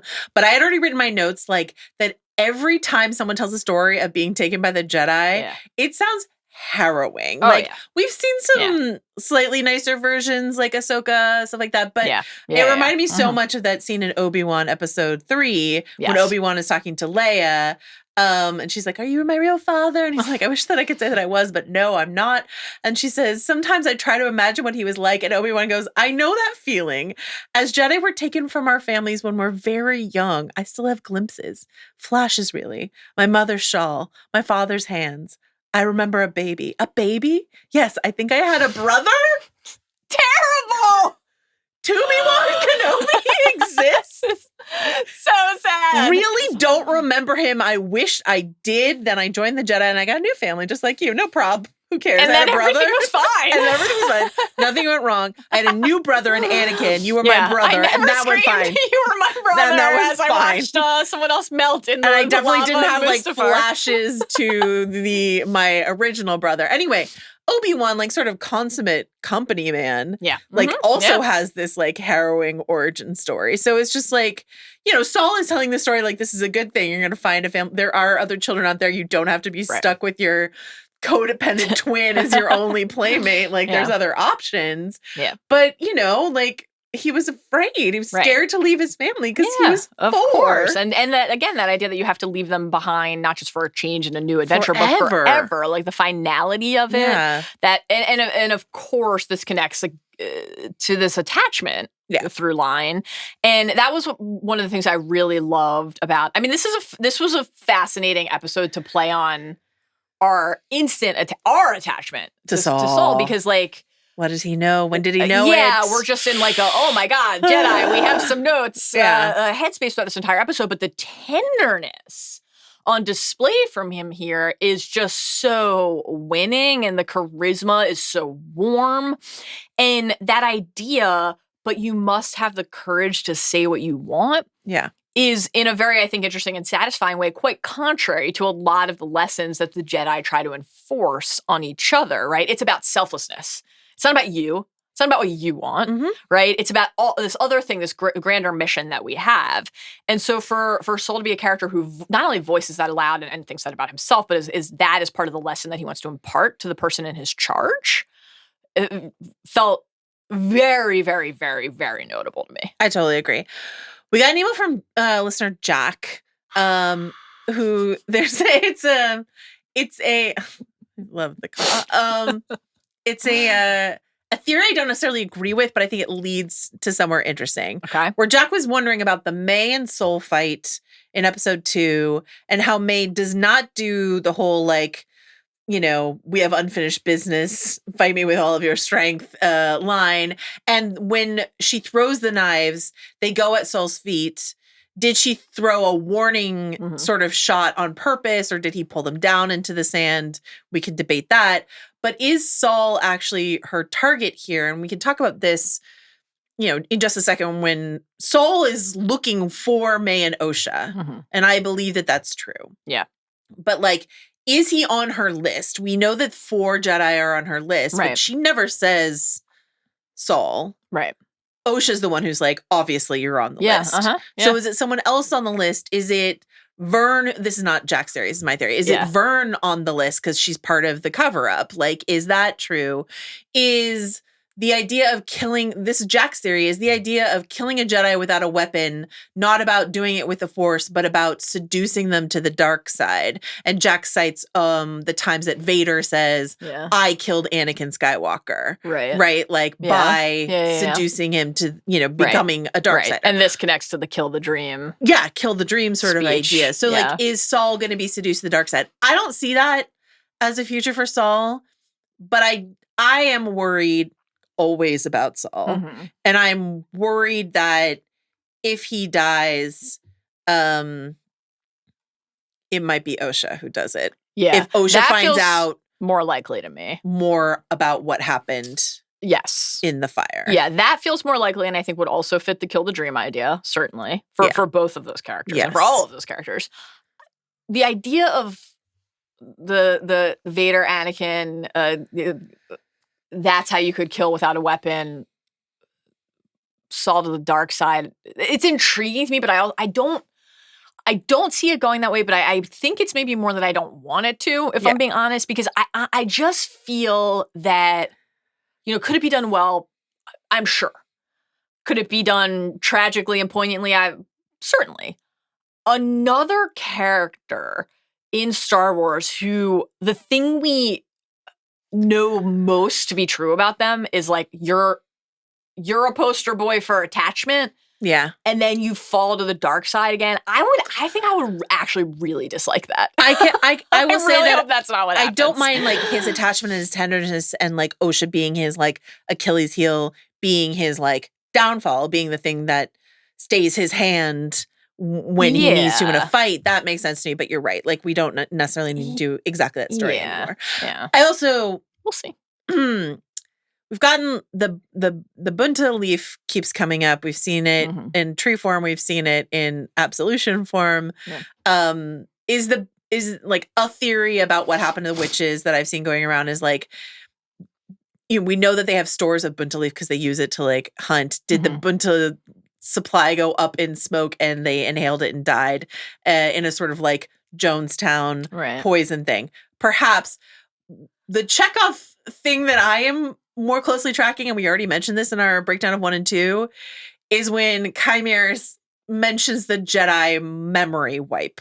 Don't wipe my memory, whatever you do. Yeah. Like, and we're dealing with what does Osha know or remember? What does Mae know or remember? Like, who has holes in their memory about that evening? Yeah, and even like when Osha wakes up on the ship, she's like, what happened? Maybe it's just a state of disorientation, smoke inhalation. But I do not. I'm not You're not a subscribing Bunta to truther. the Bunta cloud. Theory. I don't know how quickly Bunta gas dissipates from a room, but they do walk through there. So I don't know if that holds. But I'm mostly basing that off of the moment where Osha is escaping through the tunnel and like looks up through the grate. And it's a flash. There's a shake, like the fortress shakes. We hear them all scream, and then they're dead, and they're surrounded by like some pieces of fallen rock. It just seems like someone used the Force to kill them all, or to sabotage the structure in a way that they all plummeted to their deaths or something. So it feels like Bunta would almost, maybe someone activates that, but that almost feels more passive. I think this is like, we are meant to believe that there was an active attack on this group of people. Okay. Whether that's because of control, like is Torben still in his mind state and that's part of why he's living in such a state of regret? Maybe. It could be something like that, but it definitely seems like someone did something to those people. It wasn't just the fire. I'm going to skip past like Anastaea's conversation with Osha about Destiny. Pull the thread, change everything. Yeah, we've already like talked to some of these about these concepts already. Mae takes this like quick leap to murder, and as we've already discussed, we're like a bit concerned that Mae, despite the fact that her eyeballs are not all blacked out, it feels like she's being, especially the look she gives the fire. Yeah, she looks like she's under some sort of spell. There was definitely something like the way the camera lingered on her staring at the flame, and especially made you think, oh, is she under an influence of some sort? And then later, when we encounter her again at the bridge, she's sort of like walking like slowly and groggily. Yeah, and she's like, she's dead. There's like wait, no urgency of like, holy shit, everything's up in flames. She just seems like really out of it. Yeah, you know? It just feels like we don't have all the information. Something else is happening. Other characters, again, like how was Saul there so quickly? Clearly because of the Torben injury that we glimpsed later. Like everyone was there. Why were they there?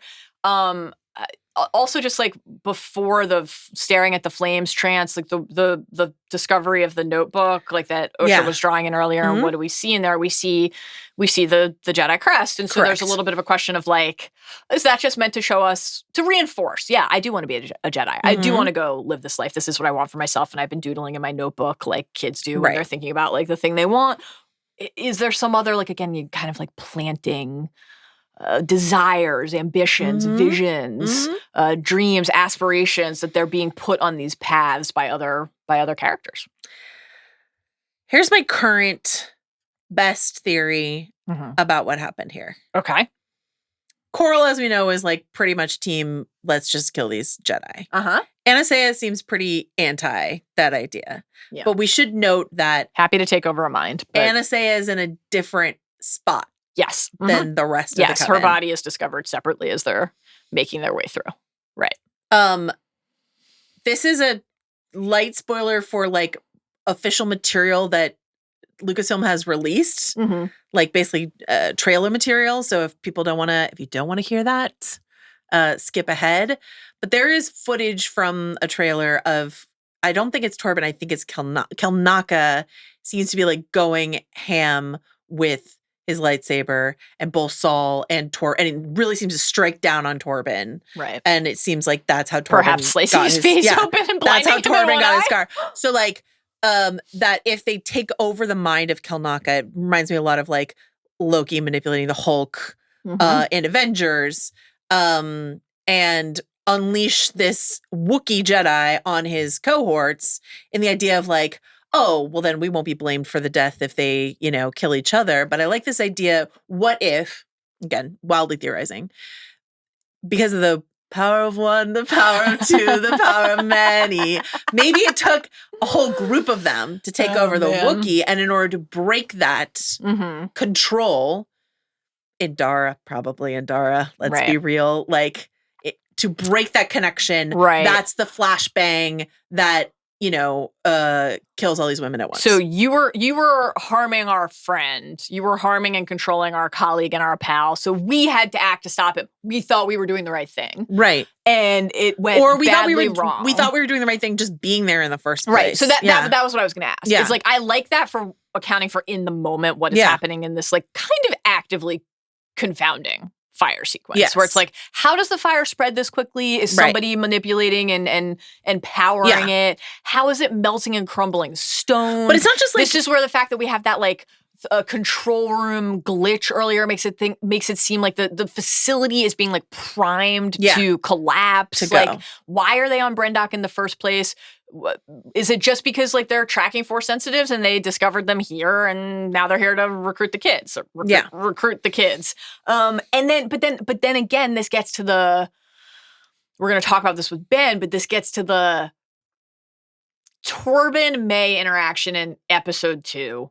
There's simply no way to read it other than Torben knew she made it out alive. And so do they know that in the moment? I've been waiting for you, Mae. Yeah. Is there a discovery later? Why? Here's a related question. Why is Soul? What is the hurry? Like, okay, he's rushing rushing Osha out. I have another question about. Actually, let me ask this one first, then I'll get back to the why the rush. Very quickly, have to say it. Can't get through the pod without saying it. The characters have to start using the Force. They have to. Why can't he save both kids? To save both kids? Yeah. And like that moment where he does grab her by the wrist in parallel to him using the Force later. I would like to know why he can't use the Force in that moment. Because if there's an answer, which is like some sort of block or control, it seems like there's an answer because when he does use the Force on her in episode 1 to save her from the cliff, it's a very much like a sort of like, I did it right this time. I was able to do it this time. And I couldn't do it the time before. So if it's like that, okay, it's part of the mystery and all will be revealed. Cool. If it's like Indara just didn't stop the blade going toward her chest and Saul didn't catch both kids by using the Force, that starts to feel like compromising at a certain point. So again, I'll reserve judgment until we know more, but it's on my mind. In terms of why the rush, there's the like, all right, Soul picking her up and hurrying her out of the complex. I get it. It's collapsing all around them. Seems dangerous. That's not my question. He like rips her away from her mother. The haste of with the farewell to your mother, like you'd think you'd have a moment, but you really think you're in mortal peril. Sure. I'll allow it. Why do they have to leave the planet so quickly? Yeah. They're already on the way to Coruscant. Something fucked up is going on there. Oh, yeah. Like, and how many of them know? Like, does Soul even know the reason they had to go? He's like, Osha's like, let's go back. Yeah. She goes full Jack Shepherd. We have to go back. And he's like, we can't. No, we can't. Why? What are they running from? I feel like I can connect the dots on so many things of what happened and here. And to be clear, that mystery is all interesting to me. Yeah, I feel like But it does make this episode a little... No, I feel like I can really slot all these things except for Saul. He's actually the real question mark for me because like he's running to save Mae and Osha. So was he not there when the flashbang happened? And maybe he's like, I want to save both kids because that's what we're here to do, is to guide and nurture these kids. And some of the other characters have this like, no, what we need to do is split up a dangerous dyad. Right. We need to prevent the doctrine of the dyad. I want to save both of you. Right. Yeah. And they're like, maybe they're like, actually, no, we're just going to dump Mae by the bunta tree, actually. Saul says that Mae started a fire and that it killed and then he's cut off. Yeah. Right. Significantly. It seems like he's telling the truth, right? Like he seems very upset on her behalf. Yeah. Like, is he lying, or did they just not loop Saul into the bigger picture, or was it really all that like straightforward? Like, it's more interesting to me ultimately if he is on a journey of discovery along with Osha the rest of the way here. If he also has to learn uncomfortable truths about the Jedi that happened, right? Yeah. Which could then fuel that theory from the email a few minutes ago about a potential pull to the dark side if he loses, if his faith is shaken in the institution that he's devoted his life to. Here are things that Saul has said about this incident. Yeah. Indara and I saved her from a terrible fire in Brendok. She saw us as our protectors. I mean, certainly true of Saul. I was there when her sister started a fire that killed her entire family. That doesn't seem true. Yeah. Osha was the sole survivor. That's not true, but did Saul know that? Right. I took her as my Padawan because he was like... Right away. You know? And then I wanted to save you both. And then she says, what happened that night wasn't your fault, Saul. I've told you that. And he's like, you did. And I've made my peace with what happened on Brendok. Definitely not. I know you have. That was a lesson you tried to teach me many times to accept what I'd lost. And I wasn't a very good student. Perhaps I wasn't a very good teacher. And then this is the last bit. Look what revenge has done to your sister. I couldn't save her when you were children. Let me try now. So yeah, he's like, let's take both. Mm-hmm. And like, I'm just going to blame this all on Indara. I like blaming it on Indara. Because like Torben's like, my face wound. Kamak probably sedated because he's not even there. They probably have him just like, it locked up somewhere. And then Indara's like, here's what we're going to do. Yeah. And I'm going to get a cosign from Vern. I have my eye on Vern. That all sounds right to me. I think then the question becomes, who else is involved? Yeah. Or is it just an attempt to thwart something by the Jedi? This again, like kind of, we've been talking about this across many shows recently, like hubris of control idea gone wrong. And then a cover up that leads to this like festering corrosive guilt and shame for some. Noodles for others. Noodles and ale for others. Let's just make that our goal for the summer. noodlesanale@gmail.com. Anytime we're feeling crippled with guilt or shame or remorse or anything about the amount of work we have to do, I'll just look at you and I'll be like, noodles and beer. I love noodles and beer for some. Okay. All right. Last thing I want to say, I mean, we get Mae, and again, looking for her sister in a way that does not feel like, I'll kill you, like consistent with that version of Mae. Yeah. So we get that. But I just want to shout out, if he turns out to know more about what happened and is lying to everyone, I'll be very disappointed in Saul. But the noise he makes, oh my God, when she reaches out to hug him and he says, you will never feel like this again, I promise. Heart-wrenching. Devastation. Heart-wrenching. How long was Mae on her own? When did Helmet Face swoop in to... Is that where we're going with Helmet Face? Good old... so many questions. I am excited. Good old Silvertooth? Silvertooth, yeah. The stranger. Venom Mouth. Mm. Uneven episode, but one that I leave full of intrigue. Yes, and with, I want to know what happened. A ton of questions in an exciting way. Not one that necessarily means this was a perfectly structured or executed episode, but I am as enticed as I was heading into the season, honestly, to like learn what awaits. So I can't wait for next week.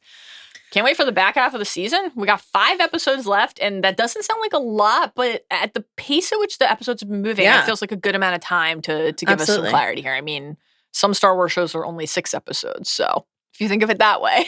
From a certain point of view, we have a lot more to go. Let's go now to our chat with Ben Lindbergh. Ben!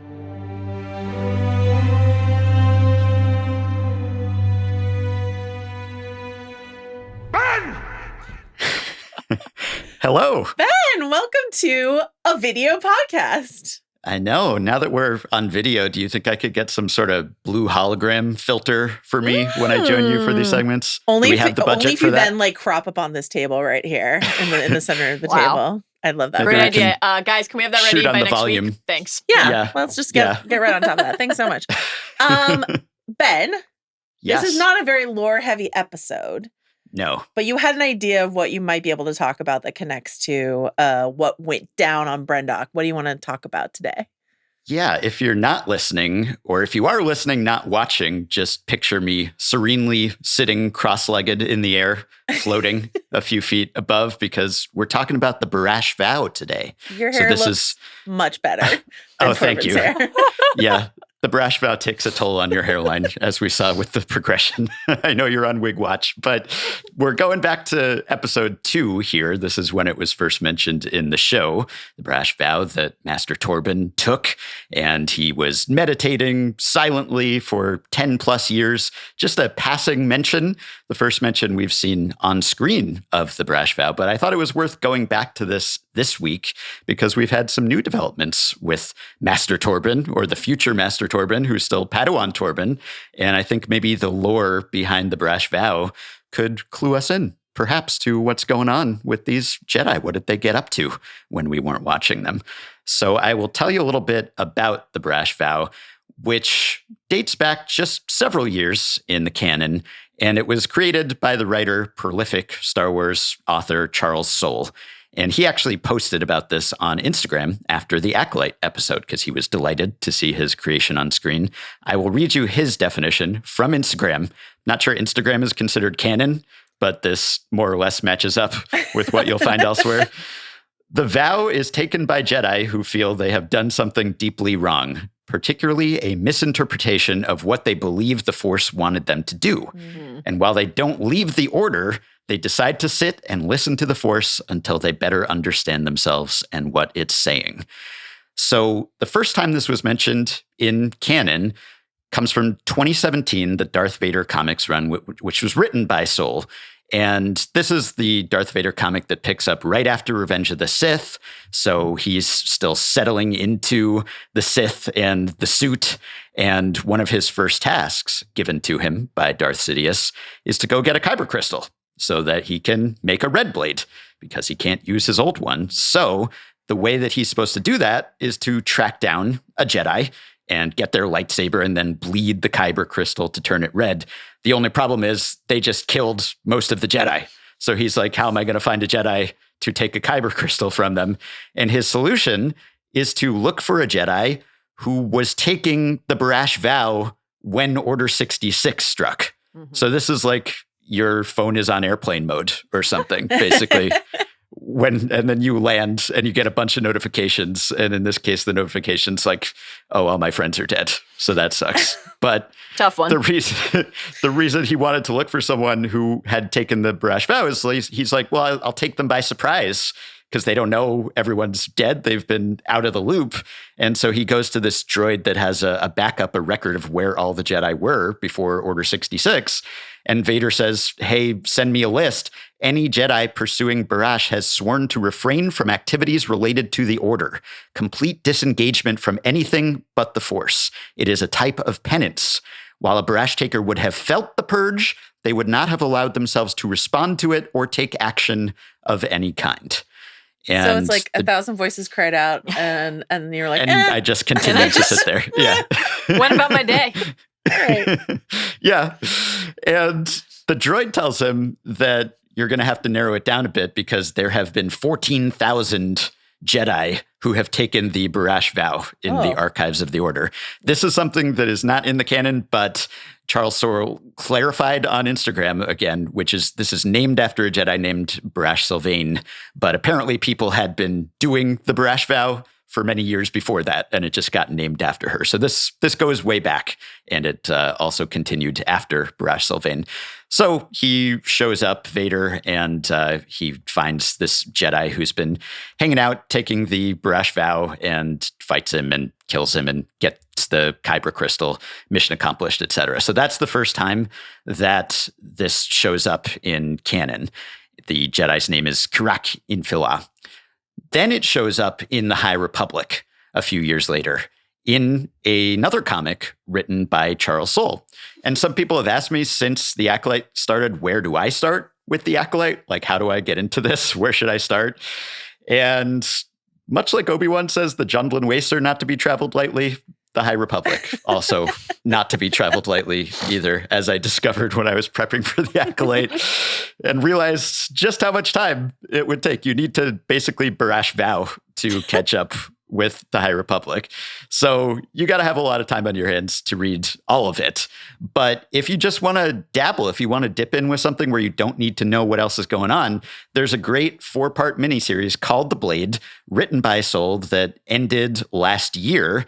And this comic gives us the origin of the Barash vow and tells us about this Jedi named Porter Engle and another Jedi, Barash Sylvain, and what led to Barash taking this vow. This is hundreds of years even before the Acolyte.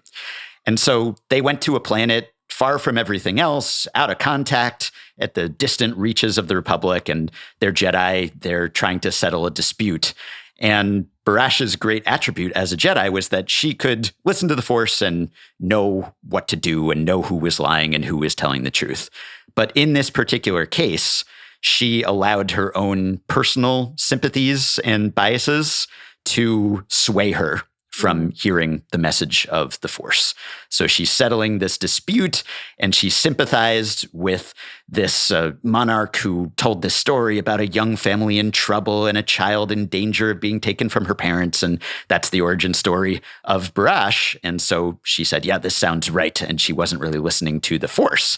And because of that, she made a mistake. She vouched for this fake story. She tells Porter Engle to engage, and there's this big battle, and a lot of people die, and she feels very bad about it. So after the battle, she says, this is my fault. I told you to escalate, to confront the mercenaries directly. I did that because I believed what Princess Sakatra told me, a story about a young family in trouble, a child in danger of being taken from her parents. I did not listen to the Force. I listened to myself. My own history clouded my vision. I was certain, and I was wrong, and now so many are dead.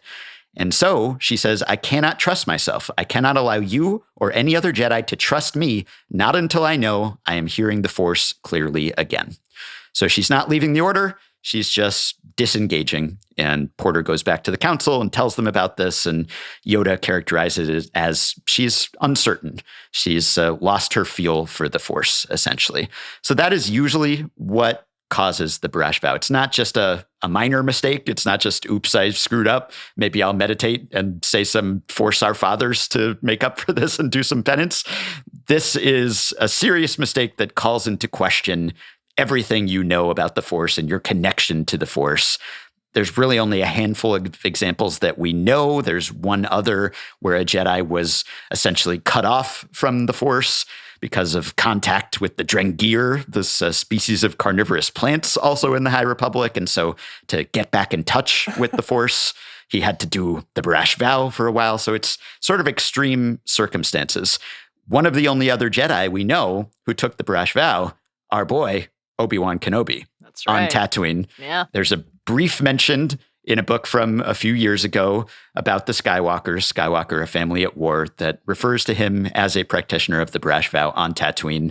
So clearly cutting up sand whales doesn't break the vow. You don't actually have to be silent and motionless and floating in the air. What about taking a side quest adventure with a young Princess Leia? Yeah, that seems to me like that might be verging on, on breaking the vow. Yeah, so maybe. It's not clear from the mention when exactly he took the vow, whether he could take a hiatus from the vow. Maybe it was after that little side quest, but at some point, Obi-Wan took the vow too.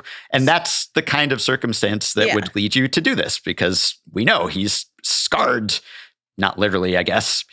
Anakin is quite scarred by that experience, but he's scarred emotionally, certainly, by what went wrong with his Padawan, his friend, his brother. And so he disconnected for a while. He just unplugged, basically, from the Force. So would you say... that's what Torben's doing here. Yeah. Would you say breaking into a sacred ritual that a bunch of women are doing to steal a child, trying to lure away their children, and then later killing all of them. Does that qualify for the Barash vow? Maybe I would say so. Yeah, that might satisfy the criteria. Okay. So we just wiped out a whole coven. Yeah. Yeah. I mean, merely slicing the platform and interrupting the ceremony, that might not be Barash worthy, And so there's clearly something else that's happening here. Pairing that perm with the Padawan braid. Does that qualify you for the Barash vow? It's a bold look. It's quite a look. Yeah. Quite a look. It is. Yeah, so because we know that Torben did not have his wound at the start of episode 3, and then we see him blurry out of focus in the background, and he has been wounded, he has been slashed, perhaps blinded in that eye. Something happened here while we were unaware, while we were just seeing events from Osha's perspective. And so I think maybe the history, the precedent here for the Barash vow kind of clues us into what might have happened here, because if we look at that canonical example that it's named after, the Barash Sylvain example, this is a case where she let her sympathies, her preconceptions sway her and blind her, not literally, but figuratively speaking, to the truth of the situation. And so that could be happening with the Jedi here, with Torben. Obviously, it seems like they have some suspicions about the dark side usage that's going on here. They have perhaps prejudged the coven, and they may be apt to leap to conclusions about what they are training these children to do, what exactly this coven of witches practices. And maybe that puts them on edge, right? Maybe that makes them do something that, in retrospect, they should not have done. And, in fairness to Torben, he did get his mind briefly taken over, which maybe would not predispose I was you gonna ask to. if there was any fine print on, what if somebody else took over your mind right before you did the thing that made you question your ability to parse the mitigating truth circumstance, for sure. I want to ask you one more follow-up. So we've already been doing some speculation on this podcast about what we think might have happened.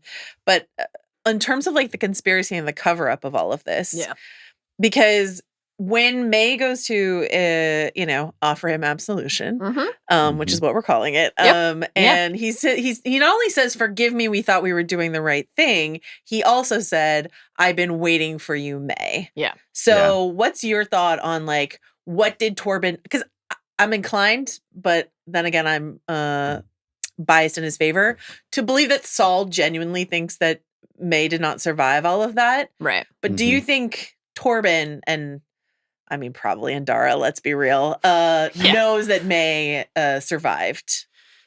Certainly would seem that way, right? He's not surprised to see her. And clearly the vow is not really working so well for him. It doesn't seem like he's made a lot of progress in his self-therapizing over the past decade here, because he's pretty quick to take that poison.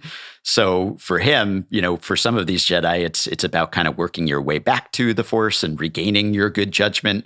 For him, it seems like it might just be about shutting down, that he's decided that he's not going to find his way back. Whatever he did was unforgivable.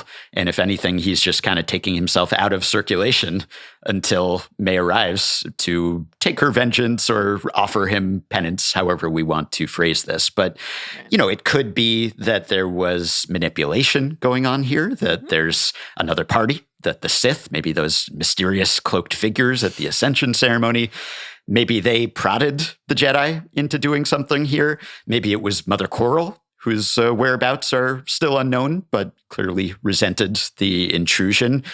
Maybe someone was goading the Jedi into something that they were predisposed to do, again, because they're coming into this not just reacting and listening and feeling, but thinking that they know best, right? That they are aware of what's happening here, even though they claim that they thought the planet was uninhabited, which seems dubious.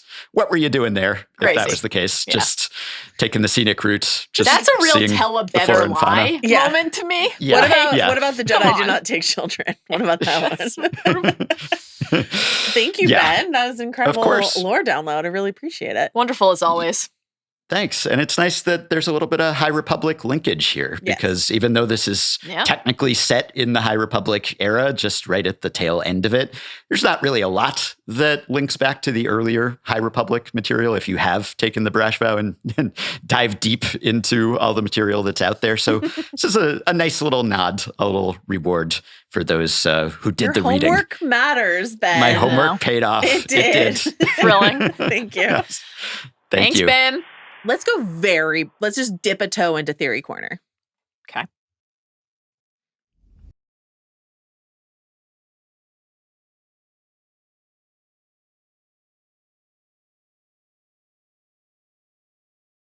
Thing was kind of Theory Corner. Yeah. But I just want to mention something. Actor David Harewood, who I love. Estes from Homeland. Sure. Yeah. Fake Barack Obama on Doctor Who. Whatever you prefer. Wonderful British actor. There was a casting announcement that he joined the cast at like kind of late in the game.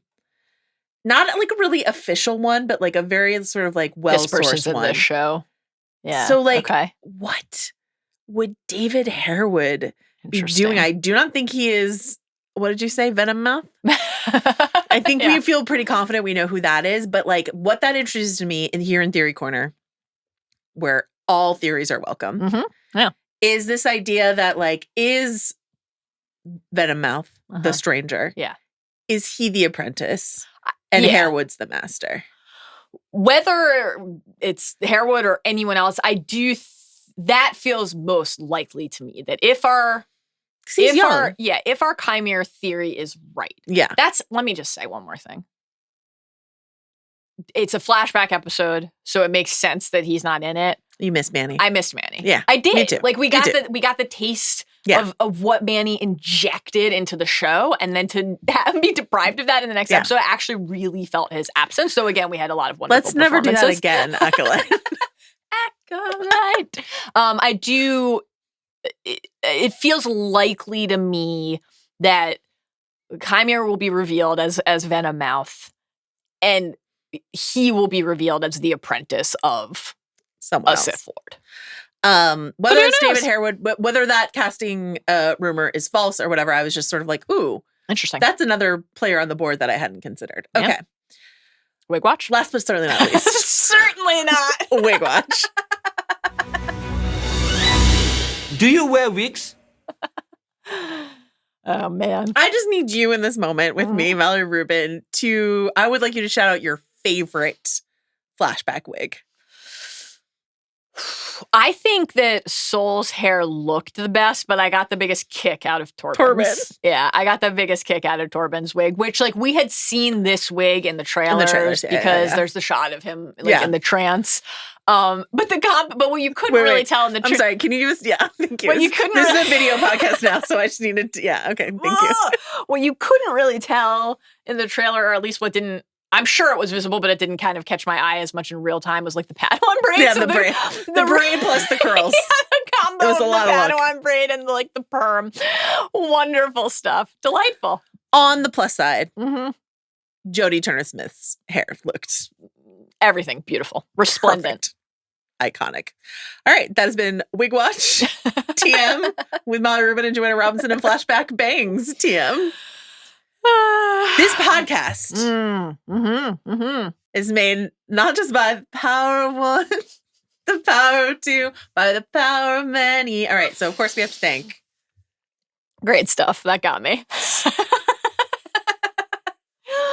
Oh, man. Steve Ahlman for his long distance cause that we heard here in the studio. Wonderful stuff. Thank you, Steve. And everything else that you do. Arjuna Ramgopal. Always. For everything that he has done for me here today and for you and for everyone listening at home. Jomi Adeniran on the social.